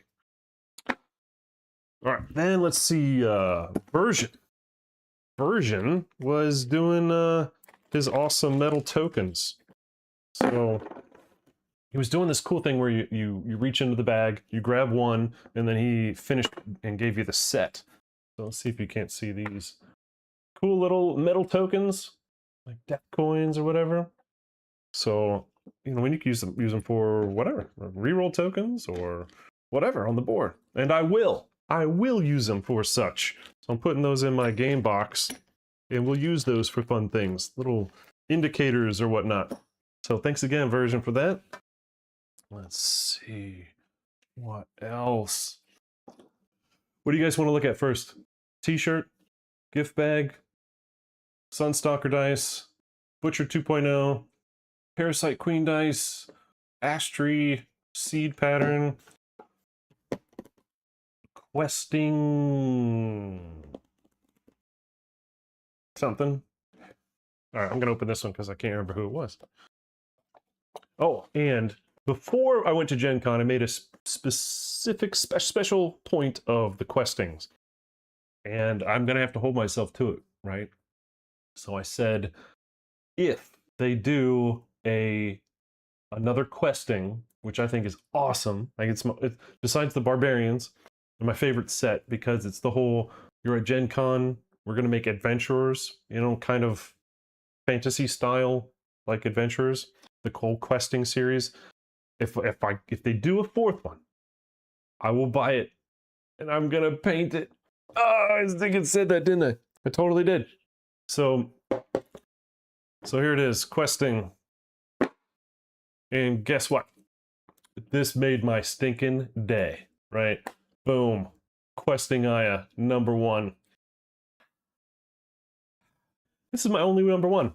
And I've bought a few, right? I mean, you guys kind of know my collection's it's sizable, and so freaking stoked, right? So my first one ever.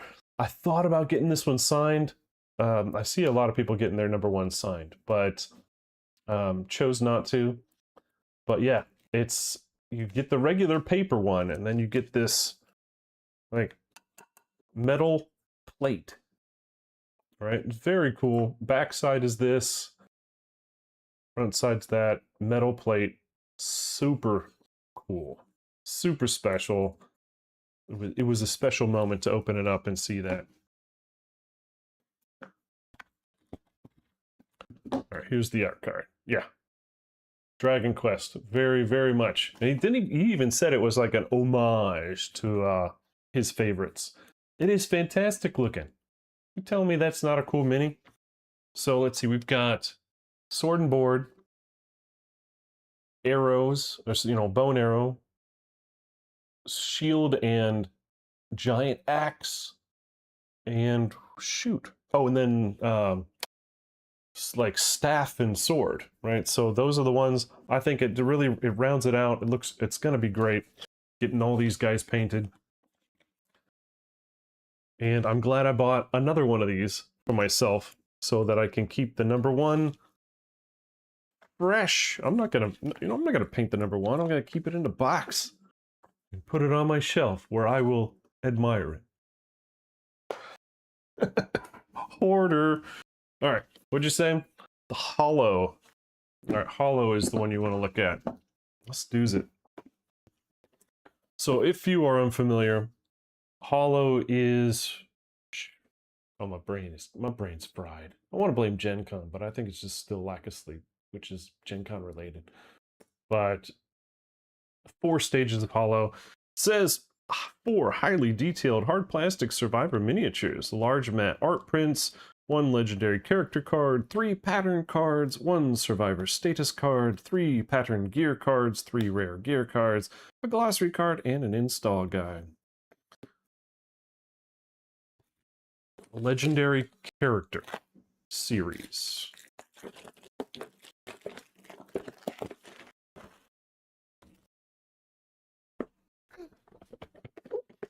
Now, if you are unfamiliar, what's up, Necro? Wave, wave. The Lantern Drain server has notified, well, yeah, Poots and company, that there's a sprue that has potentially a missing piece on this. So I really hope that mine does not have a missing piece. All right, I'm gonna. Which one is it? Is it? Oh, look at that. There she be. Mine is not missing. Just say I'm lucky that way, I guess.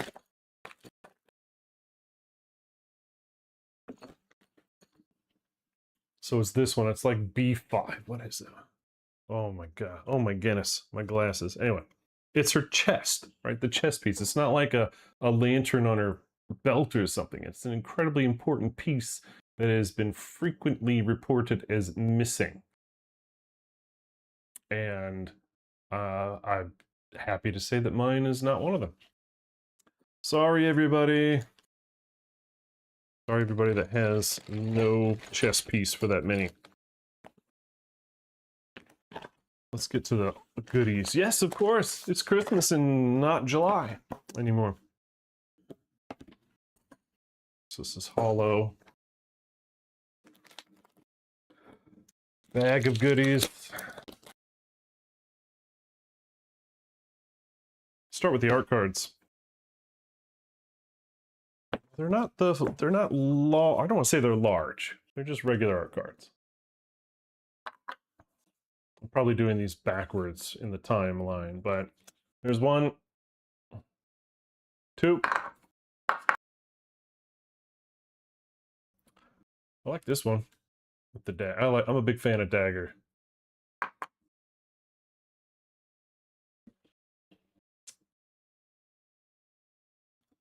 So, am I happy about this mini? Not really, because I feel like they've gone a bit overboard with all the early Survivor style art minis. I've got like 7 of them. Of course, it's not the first time. Totally whinging about it. Yes, this is hollow. The there's like, I'm just thinking all the white boxes where it's just a scantily clad lady with a face, like a stone face or a lantern. That's it. So many of them. All right, so here's Hollow's legendary character card. Gain Aspirant Headband. Do we have that? Yes, we do. Wait, no, it's pattern cards. So you get. Oh, I absolutely. I mean, look at them. Like, I mean, just looking at the photographs, absolutely. Like lantern with dragon helmet, and we'll get to it. If you die while wearing the sacrificial headband, you are returned to life in the settlement. Then gain the Stoic Mask rare gear and lose this ability. Interesting. So here's the Aspirant headband. I can only make 1 of them. It is a perfect bone, an organ, and 2 scrap. A barber surgeon? Okay, fine. Getting my readers out. Hey, when you're old, these come standard. All right, so it says throne or barber surgeon. All right. Actually, let's keep that out. And we'll look at this separate. Aspirant headband. It is an accessory and irreplaceable. Oh, so that's what she's wearing in that last one. +1 luck. And when you gain this, gain the Serpent Fang pattern card, which will cue that up. When you deal a killing blow, replace this gear with the Anointed headband, rare gear. So killing blow, you get yourself a nice little plume.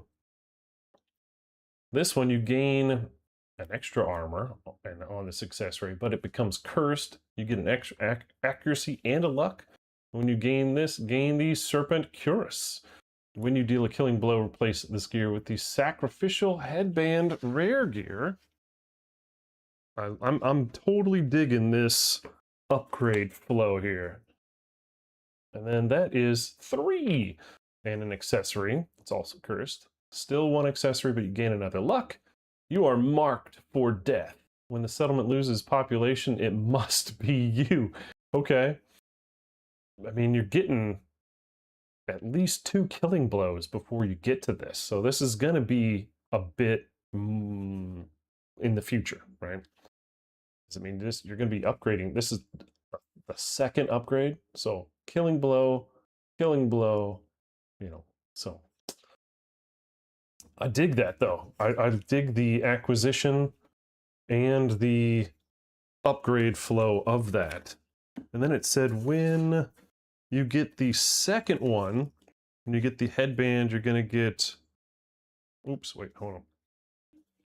When you get the 1st one, you also gain the pattern for the Serpent Fang, which is a perfect organ, 2 bone, and 2 scrap. Throne or weapon craft are required.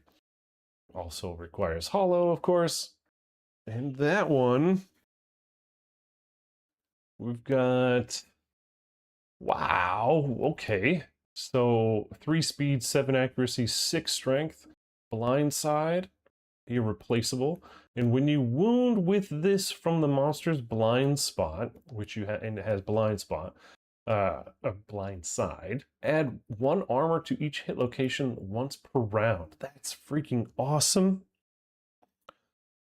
I'm a big fan of this one already. All right, then when you get the 2nd tier, the Anointed Headband, you're going to get... Now, there was no... Yeah, okay, here it is. Then you're going to get this one, which is 1 iron, 4 leather, 1 broken lantern, 2 organ. Pretty expensive, but I don't want to say it's not in line with regular lantern armor. That's pretty expensive too. And you need throne or blacksmith. Blue up, red down. 4 armor, irreplaceable, -2 evasion. It is armor, metal, heavy, and lantern. Yeah, there's probably a set here somewhere, a hybrid set. I believe there is. Irreplaceable, -2 evasion. On your first hit, each attack from the monster's blind spot. Do not draw a hit location. The monster suffers a wound. So just hit it from the blind spot and it's going to get a wound.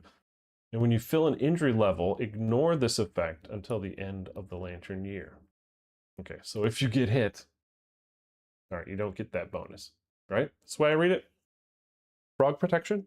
Fraud protection. Yeah. We're in the same. All right. Then, okay, so for those that do not remember, blind side, a gear special rule. When you wound the monster from the blind spot with this gear, all of its reflex become failures. C'est fantastique. All right, so here is let's see, this one is, there's 2 other things. So there's the Stoic Mask, which we talked about. Accessory cursed on arrival, gain the Empty Vessel Survivor status card. Well, what a coincidence. What is the Empty Vessel Survivor status card? It's this. It is, you cannot gain bleed token. Ain't nothing there to bleed. If you would suffer a severe injury, instead ignore it and lose 1 armor at all hit locations. When you have no armor, you cease to exist. Pretty cool. All right, so that is the... What is it? That is actually everything, right? So the character card, blind side, all the upgrades, all the patterns. Want to see it again? Just hit rewind, of course.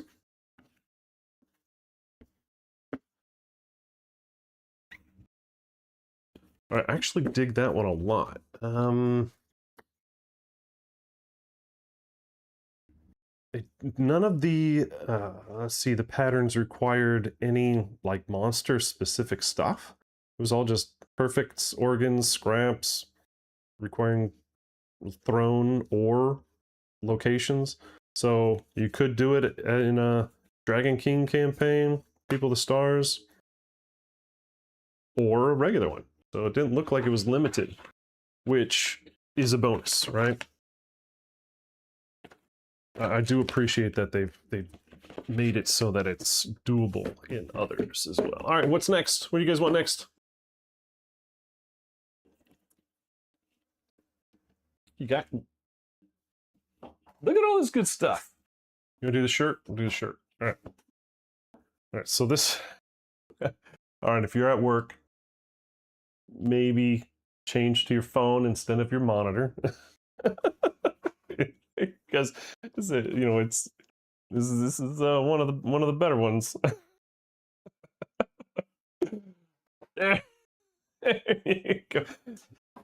Hey. All right, honeycomb weaver, right? It's a special one. Not really sure if it's for me. You know, I have it, but am I gonna wear it? Over the butcher or the Millennium or the hand or some of my other like more basic shirts, I'll probably wear those instead of this one.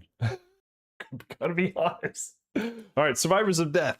All right, Survivors of Death 3. We'll get a call out for that. Yep. So, not my favorite shirt, but at this point, it's FOMO for shirts. I mean, it's almost you're rated on your quality of fandom by your oldest Kingdom Death shirt. So if you don't have one now, you better get one. All right. Now remember, we have Astri the Promise. This is the seed pattern. We've got Parasite Queen, Dice, Butcher 2.0. Or I guess it's prototype level 2. Sunstalker dice, goodie bag. I think that's all that I have left. That isn't like somebody else's that I shouldn't probably open their stuff. All right, so Survivors of Death.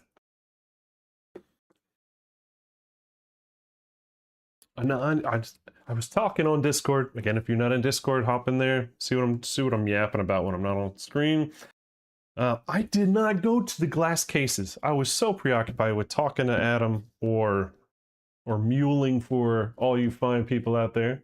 So yes, remember, I am an option. I do go, I do buy, I am at the shop.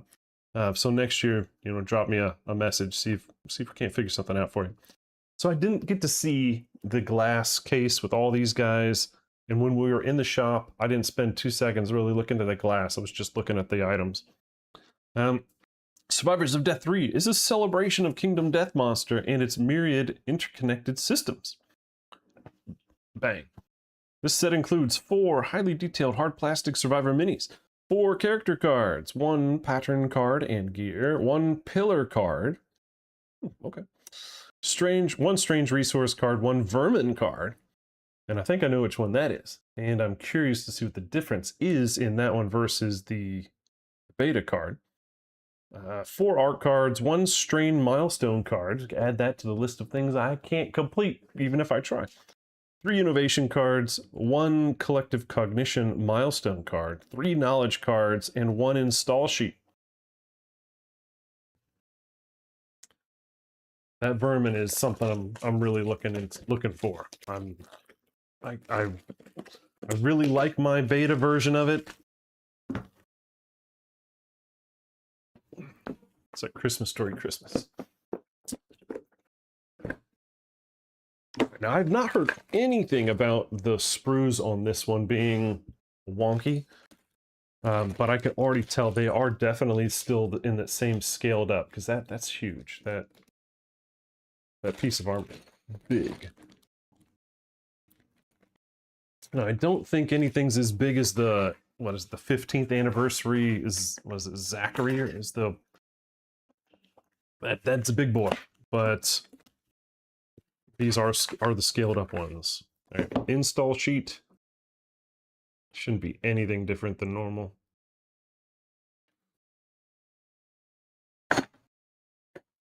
All right, let's do this one first.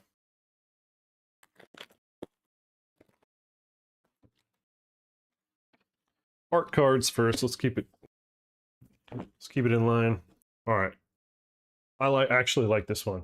I haven't built actually my mini with the sax. Which one is that? Because now it looks like we've got two minis with the sax. I remember what that is. It's not a Smog Singer. I think it's like an Indom maybe. Oh, I can't remember. All right, but I dig this style, like the fun Smog Singer armor, which I haven't built a single solitary Smog Singer survivor yet. All right, they're so happy. They're using one of the few pieces of Smog gear that I like. the Atlas guitar.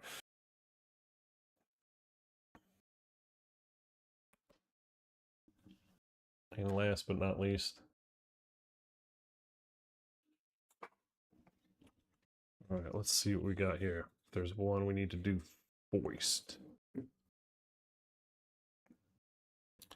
Well, that's a pattern card. So let's find the pattern for that first. All right, so here is the CC level 23.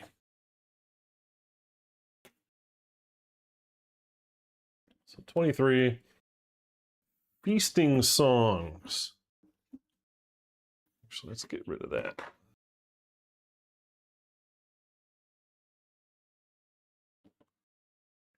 That better. Feasting, so all returning survivors are going to gain a +1 Lumi, attain the Ardent Soundscape, Dueling Soundscape, and Elegant Soundscape ambience cards. Choose one to share at the forum, then shuffle the others into the knowledge deck.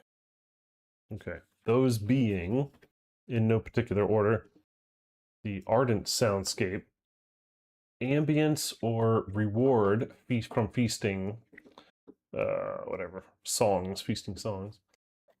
Yeah, I do have a problem. Sometimes, like, the art or the color of the background card will, like, make it hard to read certain things. It's a pet peeve. Nothing game breaking, but it is annoying to me. You know, if there's, like, either whether it's gear cards or whatever, you look at the top right corner, and you could barely make out the monster crest. Yeah, that's annoying to me. All right, anyway, lingering effects. 4 endeavors nominate 2 survivors, each gain a permanent strength, limit once per settlement phase. And if it is the settlement phase, share this at the forum. Otherwise, discard this and draw another knowledge. Another knowledge like this one, Dueling Soundscape. This one is lingering effects. 4, what is it? Was that Lumi or whatever? I can't tell. Is it actually green screening or is it just, yeah. There. At least 2 survivors must contribute to paying this card.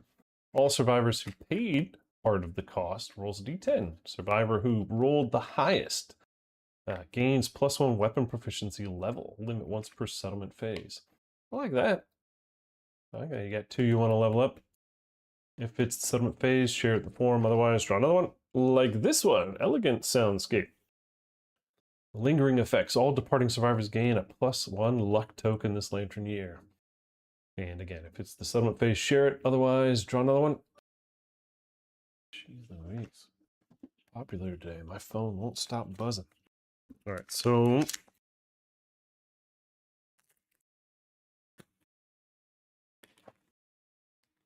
there's quite a few cards in this one. Let's find that pattern. Is that it? Yeah. Oh man, I'm looking forward to these cards. All right, so here's a pattern. Well, maybe there's a card that gives us the pattern. Let's hold up. Hold up. Yep, strain. Oh, is that damage from... No. Demise stridulation? Sure. Milestone condition. 4 survivors or more with instruments in their gear grid perish during a single lantern year. Dang. Okay, if that happens. Mournful tunes from the dying musicians echo across the stone-faced plains, rousing burrowed In stars from their prolonged slumber, the terral vermin strum their legs in time, the death whales, composing impromptu dirges to form their mating choruses. Permanently add blind rocker to your vermin deck and discord cricket to your strange resources. Oh man! All right, so one of my favorite vermin is the blind rocker, which they have nicely added the strain to that, and then Discord Cricket. So let's do Blind Rocker. Let's see how it's changed. While this is in the settlement, so empty back, normal vermin. Well, this is in the settlement. Whenever a survivor performs a music endeavor, they gain a survival and roll a d10. On a +1, the Blind Rocker's chirping attracts cannibalistic aberration. Archive this and gain the Disorder Cricket, which is a strange resource. This is this one. Create a pleasing melody with its limbs when exposed to music. So, if you remember what this used to be, it came with one of the white box Atlas gift cards, I think, or Cockroach Queen, or one of those. They're all, there's too many for me to remember. This one was, if you were going to draw a vermin, draw this one once per campaign. And while it's in your settlement cap or survival cap goes up by 1. And if you return, let's see, what was it? You have to like roll a 6+, and one side was you eat it, or and the other side was you keep it. And I think you got something for it. I can't remember, but it's very, very different. All right, but maybe it's splitsies, right? It could be this strange resource. So a survivor performs a music endeavor, gain a +1, roll a d10. On a 1, you get this special resource. And it looks like this is one you can repeatedly get. So that's kind of cool. So this is something that you're going to be adding to the deck. All right, Discord Cricket. It's a strain other. Okay. When you gain this, lose all blind rockers and gain resonance headset. Yep, there it is. That's why I didn't reveal it yet. So a pattern. While this is in the settlement, it prevents all music endeavors. Driving out this deviant is a dangerous affair. Lose 1d5 population to archive this. What? Okay. Interesting. All right. So here is the pattern resonance headset. Discord Cricket. So resonance headset, you need the cricket, 4 plaque lichen, a perfect organ, and 2 bone, and heart flute. That is some serious requirements. This got to be good, right? So you get two cricket legs, and it becomes, so red left, blue right, green down. You are deaf! When an AI is drawn, gain a tempo token for each flow on the card. And when you are knocked down, archive your tempo tokens. Okay, if you match all those, and you have 4+ tempo tokens at the start of your act, gain a whole nother turn. Gain a movement and an act. That's pretty powerful, I'm not gonna lie. I mean, flow happens freaking almost every single one. I mean, even some moods, have flow. So that's a pretty potent thing. I mean, especially if you're going after things like Berserker, or like they have Berserker drawing multiple AI cards on a turn. That's pretty good. It's pretty good. But it's really, really freaking expensive. But I mean, if you're sitting on Lycan and you don't know what to do with it, and you're in a 30-year campaign, this is probably easier than it sounds to get. So I'm digging that. And considering like the Blind Rocker's probably going to be added to every single campaign once we get it. So now I have to go get musical instruments and put them in all 4 people and try to die to get that. Just like I have not yet gotten anybody to be masticated and crushed and devour and die. So the odds of this are fucking impossible, man. Delicious. Amazing. All right. Moving on. What do we got? We got some character cards, 4 character cards. Oh, yeah. We've got innovation cards and a pillar card. Let's do the pillar card first. Troubadour Troop. Survivors of Death 3. Add band. So I add the innovation of band. Like, you just do it. This is pillar 1. Oh yeah, sorry, pulled it too fast. Pillar 1, Troubadour Troop, add band. 1 tells you it's not really adding a lot of difficulty to the campaign. And band, it looks like we also have consequences of band as well. We got 2 consequences of band. Music, forbidden dance, consequence. All right. When survivors use synchro strike, if the wound attempt fails, they may spend 1 survival to ignore it and make another wound attempt once per attack. That's powerful. That's actually really stinking good. I'm kind of impressed that it's that powerful. All right, with no negatives. All right, wow. Okay. With 2 endeavors during the settlement phase, concert tour. If 2 survivors depart with an instrument, this lantern, 2 plus, damn full lantern. Oh, wow. If 2 plus survivors depart with an instrument, this lanternier, all hearing departing survivors, gain +1 movement token, limit once per settlement phase. Sounds amazing. Sounds great. I mean, if you're sitting on a bunch of endeavors, why the heck not? Right? It's +1 movement token, so it's not permanent or anything. So that's just seeming a little expensive. Not the worst ever. But having more endeavors with endeavor spends, or sorry, more innovations with endeavor spends is always a good thing in my book. All right, and then you add the band consequences to the deck.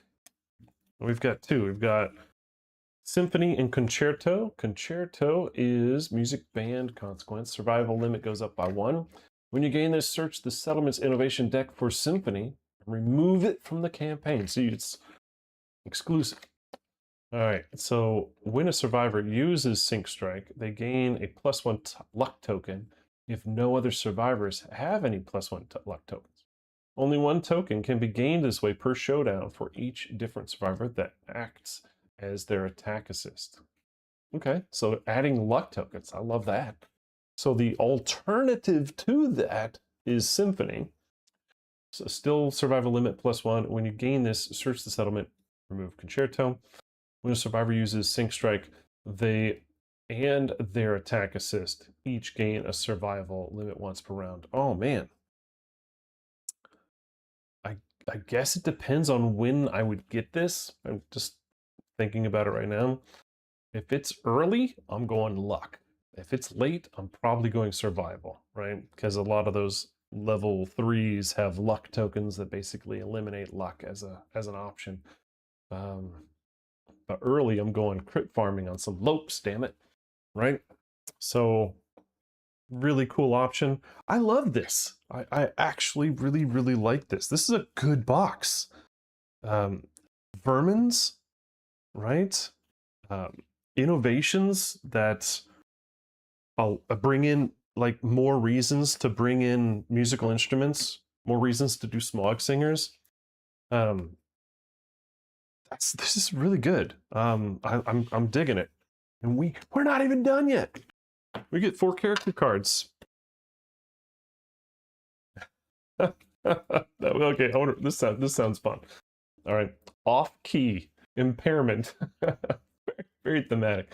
When you depart, if you do not have an instrument in your gear grid, shame, you gain a -1 luck token, and when you activate an instrument, gain a luck token, and all other hearing survivors gain -1 luck token. Limit once per showdown. Yeah, it's nice to see these come with really cool tokens, or really cool card content. Now, this off key, yeah, that's definitely an impairment. So if you depart and you don't have an instrument, you're a -1. But if you do depart and you have an instrument and you activate it, you're going to get a luck token, but everybody else is going to get hosed. So, impairment. It is an impairment. Misophonic, so you cannot depart with noisy gear, period. If another departing survivor has noisy gear, set your survival to 0 after applying all bonuses. Ignore this if you're deaf. All right, so at least there's a way to counter that. All right. Ability, the uproarious. You may spend an additional +1 survival when you encourage. And if you do, affected survivors gain +2 strength tokens until the end of the round. Well, I could use this campaign, couldn't we? Right? Wouldn't that be freaking amazing? Play an instrument and all affected survivors gain +2 strength tokens. Dang. That is a People of the Sun mandatory inclusion in your character deck. That's crazy. +2. That's nuts. All right, In Tune ability. On arrival, gain +1 accuracy token. When you are knocked down, archive your +1 accuracy tokens. If you do not have an instrument in your gear grid. So what's this one like? This one's like, oh my gosh. All right, seriously, XP. You can't remember. What is the, it's the opposite of Sync Strike. You either get Sync Strike or you get the musical one. Like if you get an evasion if you have an instrument, and if you don't have any in your gear grid or whatever, you get knocked out. So very similar to that. Very similar to that one. That's In Tune. That's character. All right, that is the Survivors of Death 3. That's gonna get 2 thumbs up.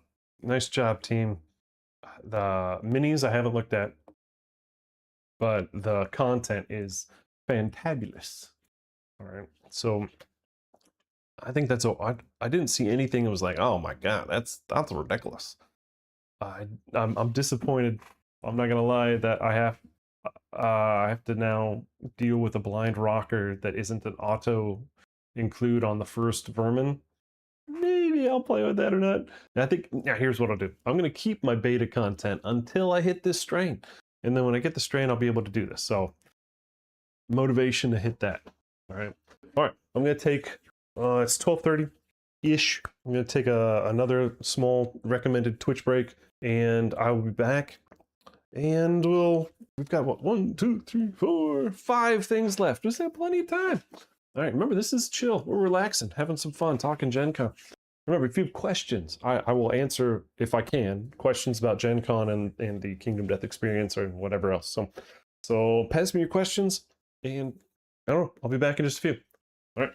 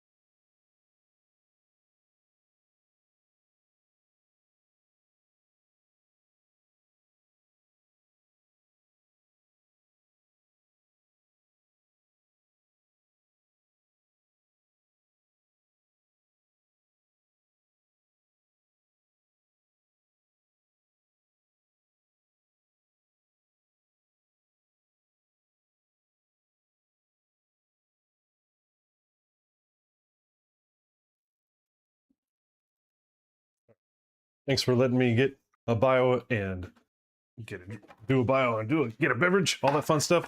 And let's collect this and move on. All right. No comments, no questions. We good?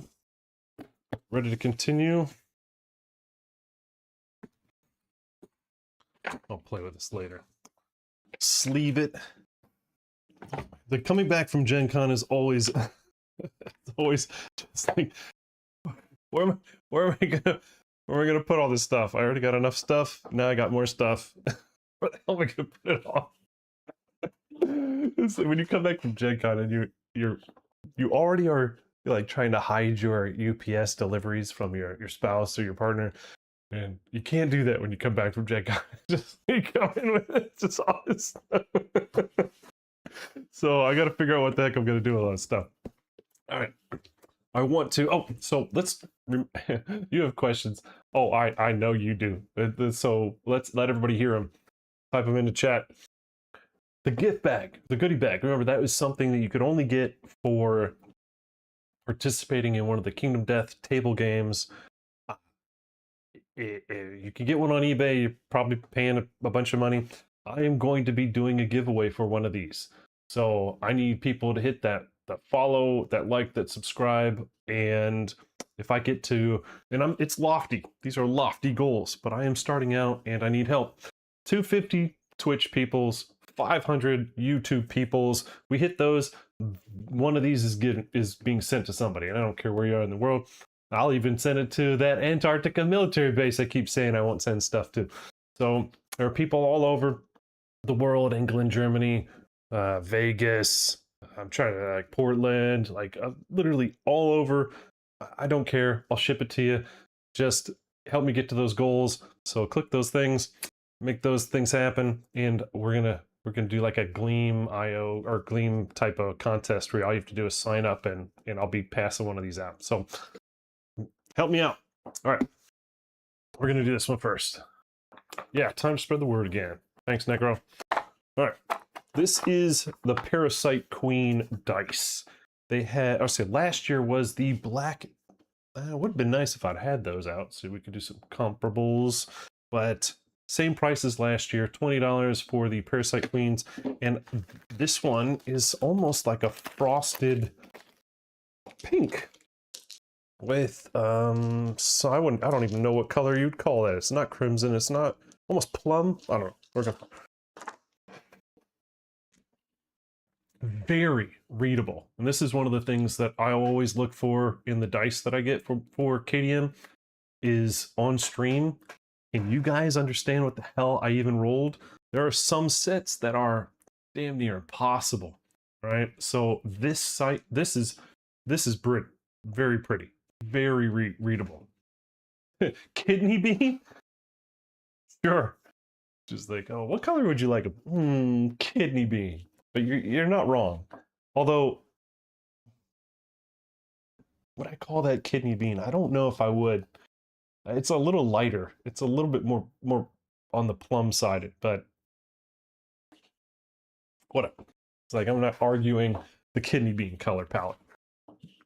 So obviously you're going to get the full spectrum, four hit locations, one a different color, five dice, one a different color, all incredibly crisp and readable, right? But they just kind of look frosted a little bit to me. But maybe that's just I got a weird set. All right, so that's the Parasite Queen dice, $20. And last year they did appear on the shop. So if you want these, you're probably going to be able to find them. I don't think they were super duper ultra rare either. Were they? I don't think so. So that's that one. Get out of here. Let's go to the Butcher level 2. This one I think was covered in, I think Broad did the community garden video Broad put out. So Broad Mithra, go check him out. I love his stuff. Really good guy. Like the guy. He did a video where Hoots talks about KDM 2.0 having level 2 models, versions of the models. So, Stickler got modded. Shame, shame, shame, shame. Actually, I think it did a reset. I'm not sure. I don't remember how I did the settings on that, but yeah. Yeah. Please refrain from typing War and Peace into chat. Oh my goodness. All right, so anyway, this is Butcher 2.0, and the whole point was that the old sculpts are out of scale compared to the new sculpts. They just look like larger survivors, and he wants to do something larger and with more dynamic poses, and this is one of the prototypes. He got necro. Is that what we're calling it now? He got necroed? I don't want to take it out of the bubbles, but I will show you the art that comes with it. You are going to have to probably look on the interwebs for a completed, like, put together version of this. I know, I think Lexi was doing something in, I think she was showing her assembly and whatnot. You might want to check that one out. It's on Lantern's Reign. The art card isn't really going to show us much, right? Just a skadoosh, right? And so I'm not even going to be able to see all of it anyway. So there you go. There's the art card, horizontal art card. All right, very, very much a bigger boy than the OG. But ask me if I like the new sculpt. Ask me if I like the new sculpt. I don't like the new sculpt. I don't. Sorry. I don't think it's posed enough. I don't think it's active enough. I'm kind of bummed. I think it's bulbous in some areas instead of slim, menacing and diabolical and sharp. I think this is a miss for me. I'm not gonna lie. I think the Butcher sculpt is a miss for me. But it definitely does bring it up to scale. So if that's what you're looking for. Plus, I already painted my Butcher. I don't want to paint another Butcher. I've painted the first Butcher and the Millennium, right? I like my Butchers. I'll leave it alone. All right. What are we doing? We've got 3 left. 3 left. What do you guys want to see first? Forced. Yeah, right. Screaming up into the, yeah. Or doing kind of like a combination of the Millennium and like a Bone Eater, right? Like maybe he's like ripping somebody's face off of, like literally ripping somebody's face off, like an act. I feel like there's something more they could have done there. But I'm gonna buy. I'm gonna buy the KDM 2.0 new models because I am not in control of my wallet. It has a mind of its own, and it's just gonna do what it wants to do, and I can't stop it. There's nothing I can do. What's in the bag? Wouldn't you like to know? All right, so since Necro wants to do it, we're gonna do that last. And we're gonna do the Sunstalker dice. There was a lot of confusion with these. So the running of the bowls, the Thursday morning KDM door opening to the exhibit hall rush. Before that, we had some leaked photographs of the chalkboard. We had some photos on the chalkboard that had like something in shadow or something dice. We have to look that up. I cannot remember. For $120. Then there was like another photo with a blue underneath that with a blue star with Sunstalker dice for $120. And it made it look like there were 2 sets of super fancy $120 dice. And I was talking with a bunch of people who were like, oh my gosh, two dice sets. I definitely don't have the money for that. That was incorrect. There is only 1 set of expensive dice, and this is it, the Sunstalker dice. They were just called something else. All right, so it comes in a real nice wood case. It is laser engraved. This is not printed on, so it's definitely textured, laser, engraved.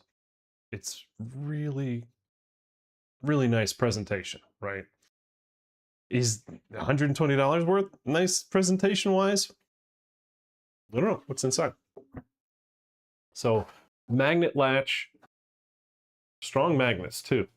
Top is foam, inset.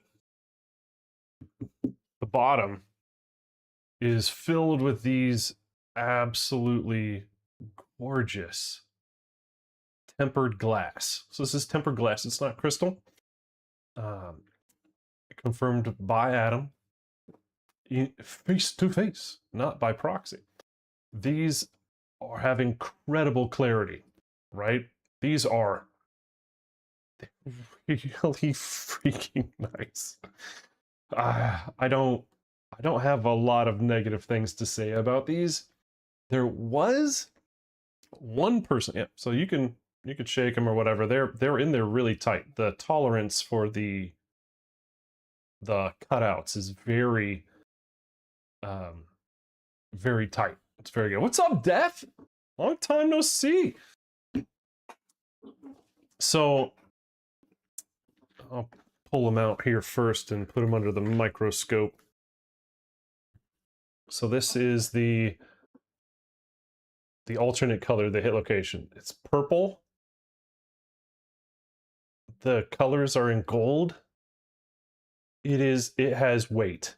It has pretty nice weight to it. Not metallic heavy weight, but I mean I know I kind of want to get my scale out, see how many grams, but whatever. It's heavier than a normal die. There you go. It's a precise measurement. They are really stinking nice, and they roll really well. The word on the street, look at that, boom. Word on the street is that you shouldn't roll them together, like a bunch of them together.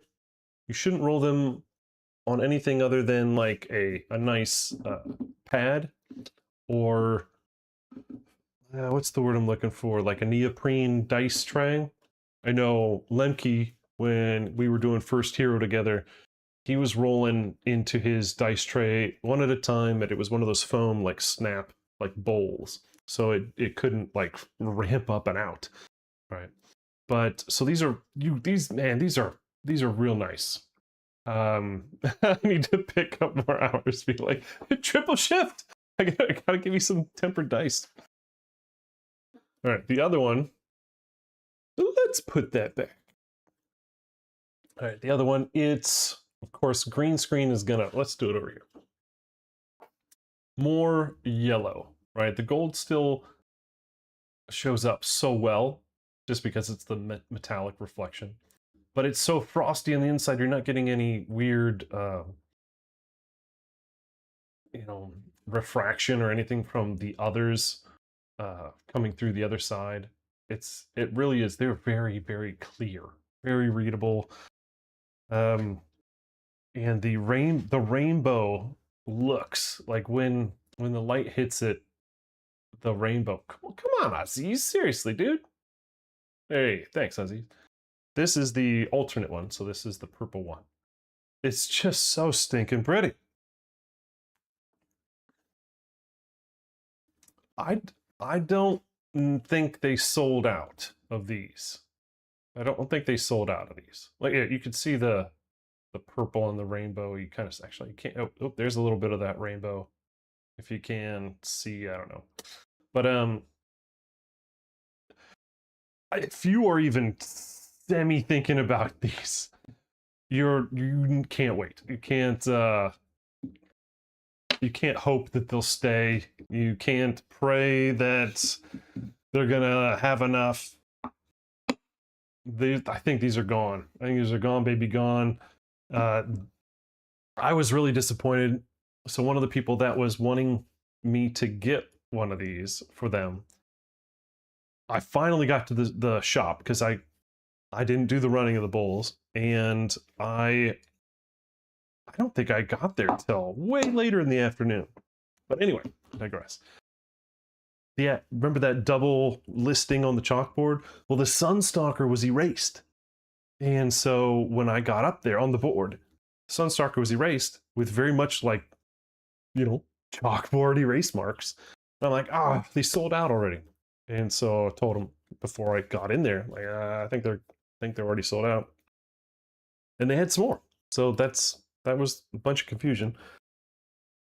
How much more they have, I think they said something like a case or some kind of box or container of them. So I don't think they're going to have a lot left. But 120 bucks, is it worth it? I mean, ignore how pretty they are. Just dice. And dice I probably would like to have on display. So I probably wouldn't buy them. I would probably just buy the Parasite Queen because I really like how readable these are. They're some of my favorite colors. Kidney Bean ain't up there in the list of colors. But I think I'd rather have these as a streamer than these. These are so pretty, but it's the same as wanting to play with a resin mini on the board, right? The slightest knock is going to break them and snap them. So that the mini, not these. The mini, not these. I'm talking about the mini. But we did see that someone had either chipped theirs or it was chipped already or what. Yeah, you could buy, yeah, exactly. You could buy a whole vignette and a set of dice for 120. So as a game, like, requirement, no. But they're freaking gorgeous, people. I mean, if you're looking for something pretty, that's art, right? This would be considered art, right? The case, the embossed, or the let's see if I can't get a better look at that. So yeah, there you go. So the burned in or whatever, there's the art. Wish my camera would let me get all of it, but it's symmetrical. You get one half, you figure the other. So, but very cool. Let's see if I can't. This is right up Cicada's alley. So the guy in Belgium, Germany, that does the really awesome Kingdom Death board? This is right up his alley. This looks like something he made, right? So maybe that was an idea they got from him. I don't know. Royalties, Cicada. Royalties, man. Right, that was that.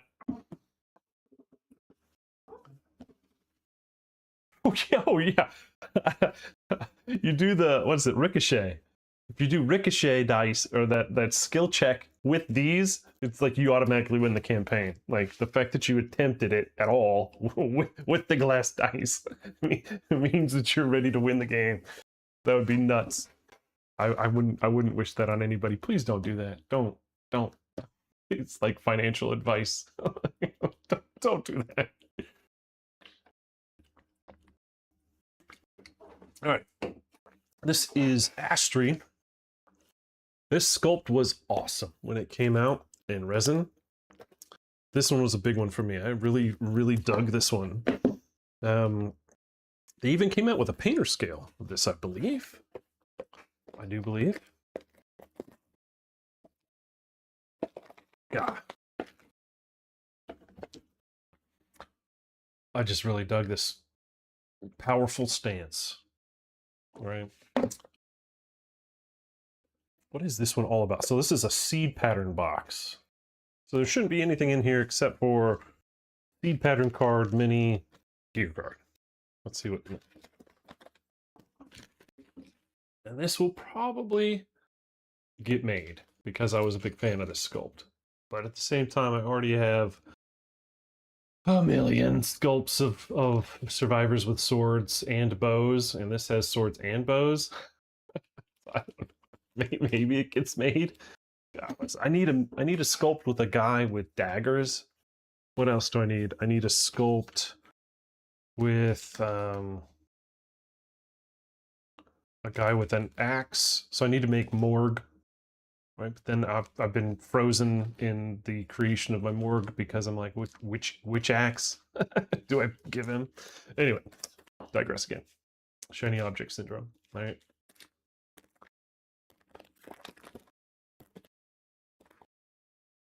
Yeah, still have minis I gotta make, but again, they're just not gonna get painted.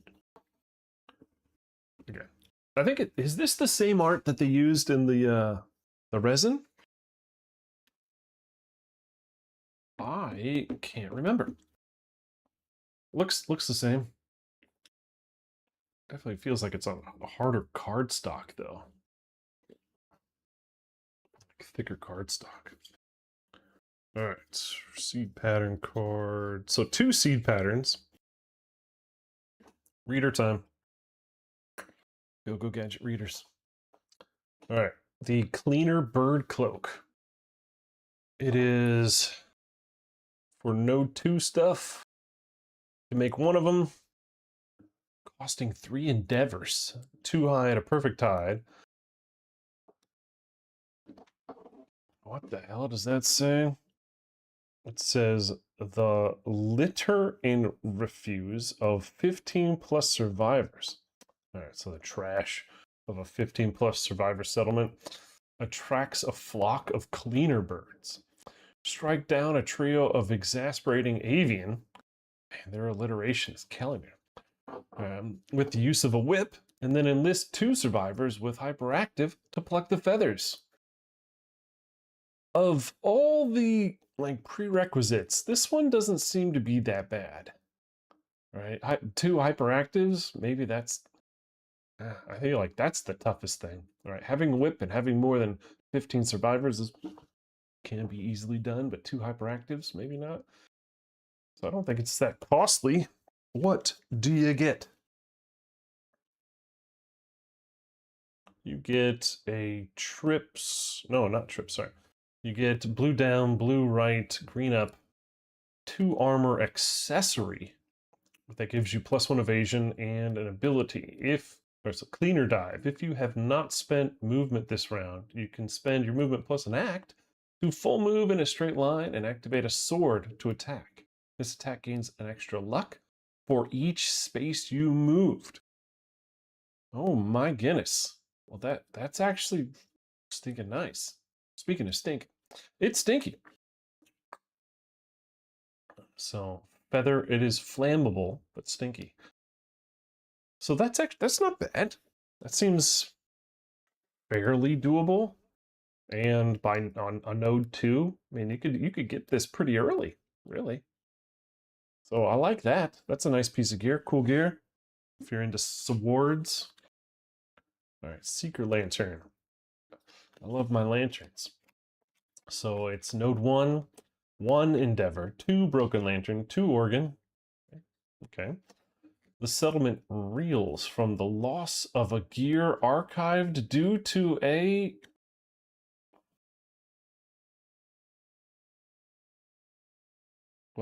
special event or a settlement event.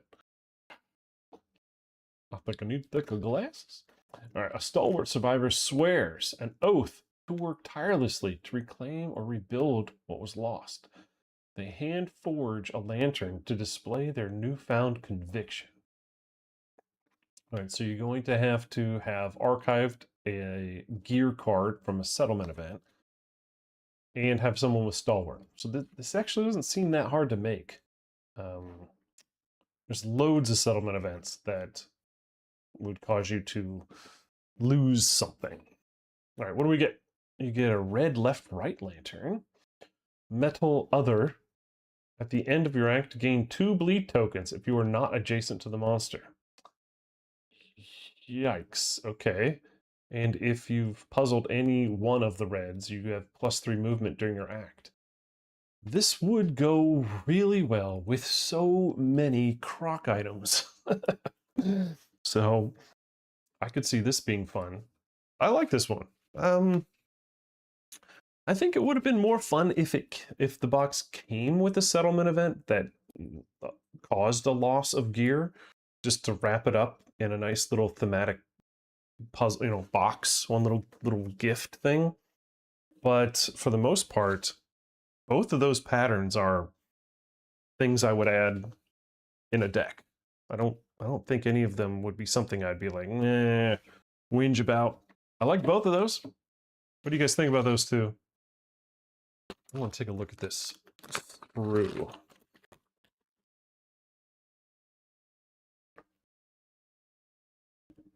So yeah, quiver sword. I guess this would kind of go along with the whole like the screaming hoarder. I like the models that have multiple items on them, so that you can WYSIWYG-ish. You know what you have, many things. I should just narrow down my survivor stack. Oh, I've got too many survivor minis. All right, Necro. All right, fine. We'll do the bag. Yeah, you're an Astri lover as well. Yeah. All right, so if you've not gotten one of these tote bags before, it's made of fine leather and it's indestructible. The worst lie. It is the worst lie. It's made of the tiniest, thinnest, almost like recycled bags material. It's not incredibly fancy. All right, we're gonna get this year. It's actually less. It's less than we get in typical years. So I believe the last 2 years it's been tote bag, pencil, mini, art print, and pack of standard Kingdom Death card sleeves. This year we did not get the Kingdom Death card sleeves.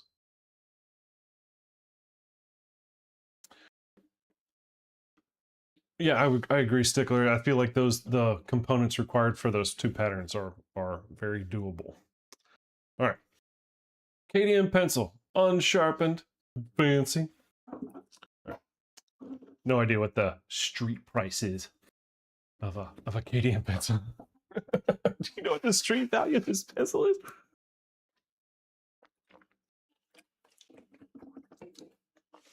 Let's do the art print first.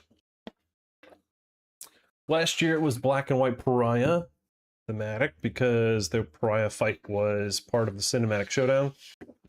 This year, you may have seen this already. This is the first hero.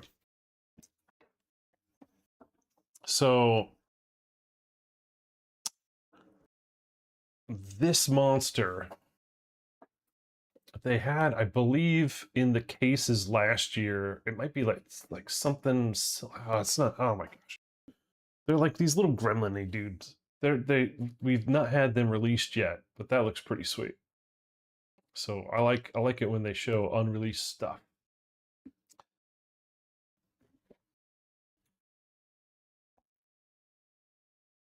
I'll try to show it up there so you guys can get all the looks in you want. I like it this year being a colored print instead of the black and whites. I don't know, I just like the look of them more.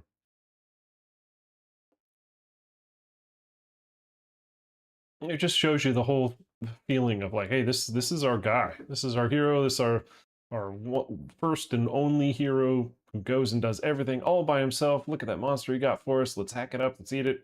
Have a whole another lantern year of happiness because this one guy does it all for us. And his stinking, was it, headband that gives him perfect hits. What a jerk. I'm sure he's a really nice guy. Not to me, though. He's killed me 3 times now. 3 fights over 2 years. I'll just keep that out. All right. Now, I think people were expecting another of the Royal and Bloodberry type set, and I don't believe this is of one. So this is a Ban, or Ban, if you're an American, right?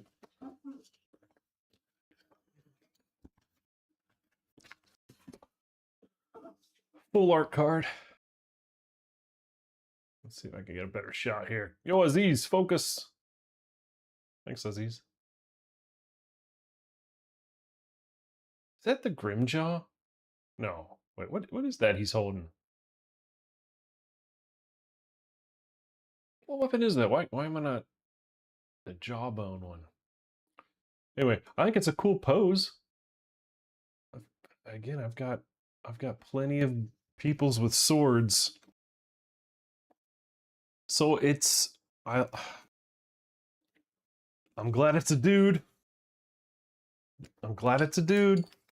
I feel like we're getting, oh, thanks you guys, back scratcher. It's a back scratcher. Of course it is. We're getting plenty of girls.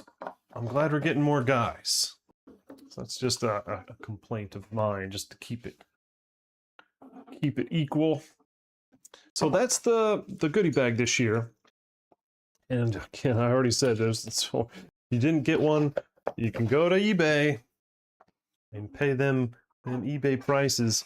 To be fair, I know eBay takes like 20% off the top, so that the price listed is probably to make sure they're getting the money back. But anyway, not scalpers, just expensive listings. But you could have all of this, you know, a whole Kingdom Death goodie bag to yourself if you help me get to 250 Twitch, 500 YouTubes, you know what, followers, subs, whatever. Once we get that number, somebody's going to get one of these. I will be releasing the information for that contest in the next, I don't know, I need a deadline. Maybe next Friday. How about next Friday? I'm going to have everything hooked up. Not tomorrow, Friday next. I'm going to have the contest and everything all done. So you go to the contest site, you'll sign up, you'll get your name in there, register for the prize, and whether you actually are a part of the people that click sign up and whatnot on Twitch and YouTube is irrelevant. It's just when I get to that number, a winner will be picked. Fair enough? Clear as mud? What time is it? It's 1 o'clock. 1 o'clock. It means we got an hour worth of Q&A. What do you guys want to know about Gen Con? Or is it time to sign off and let me play with my goodies now that I was able to open them? Anything? Oh, those dice are so pretty. What else? Yeah, I had a pretty good haul this year.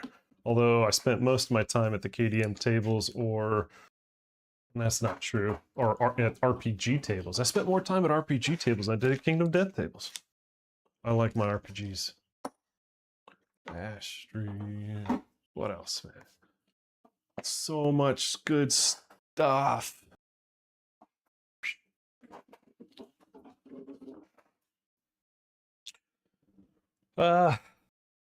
If the comparison is like complaining about it still not being complete, though I didn't hear really any whinging about stuff not being complete. But for the vibe, dude, the KDM community is freaking awesome. All right. If you were on Lantern's Reign, and even if you didn't go to the meetup or not, when you got to the table, people were friendly, constantly helpful. No one was playing your character for you. No one was, you know, trying to commandeer the tables to play it their way. Everybody is so nice, and everybody is so unique. Everybody's so cool and different. It's very inclusive. It's very welcoming. I can't say enough good things about the KDM community. And Adam's got such a stinking great game, like lightning in a bottle type stuff, where he's not only got a cool thing, but then the people who like the thing are cool too. So freaking the vibe was fantastic. And people like so much that, hey, we're going to play together the KDM, but then hey, when we're done playing KDM, let's go do more stuff together. So it's just so cool. Like whether it's in the painting, like, you know, a hobby room, which I didn't get to go to because I was doing other stuff, or the 48-hour table, which I didn't get to go to because I was doing other stuff or forgot about it, or the painting thing, which I didn't get to go to the award ceremony this year because I was eating hundreds and hundreds of dollars worth of sushi. My group did a Mount Fuji, like where we ate Mount Fuji. We ate more freaking sushi I've ever seen. Like so much like the owner's husband was just like the John Panette. You must go. You've been here 4 hours. No food left. Go home. Anyway, that was not me being racist. That's just me imitating John Panette, which has a hilarious bit about that. Anyway, so the vibe was good, real good. I think the only time it was brought up about like COD or the Kickstarter being delayed was out of Adam's own mouth, and it was all apologies all day long. But he wants to do it his way, and I gave up long ago at trying to be angry about a schedule. You guys already know every week I talk about having more content that I could possibly play. So whatever, I'm gonna keep playing, and if I keep getting good stuff, like as a trickle effect, we can build that retirement village together and rake in the money. All right. Anyway, if you don't know what we're talking about, join me later. We'll talk about it. All right. What other question? What was it? Yeah, that's it. Am I ready for next year? Maybe. Yeah, probably. I mean, I need to, couple things. One, not my first hero replacement, Mr. Crabman, was such a late decision to enter that into the painting competition.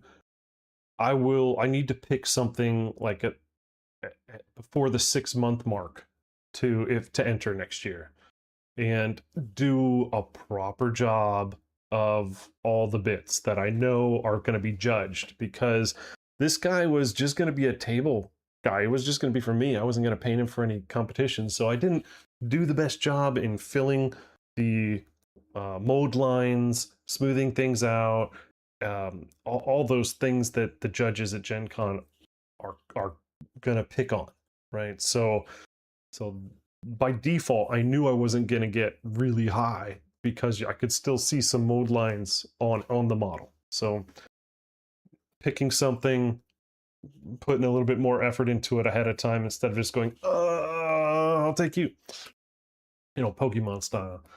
I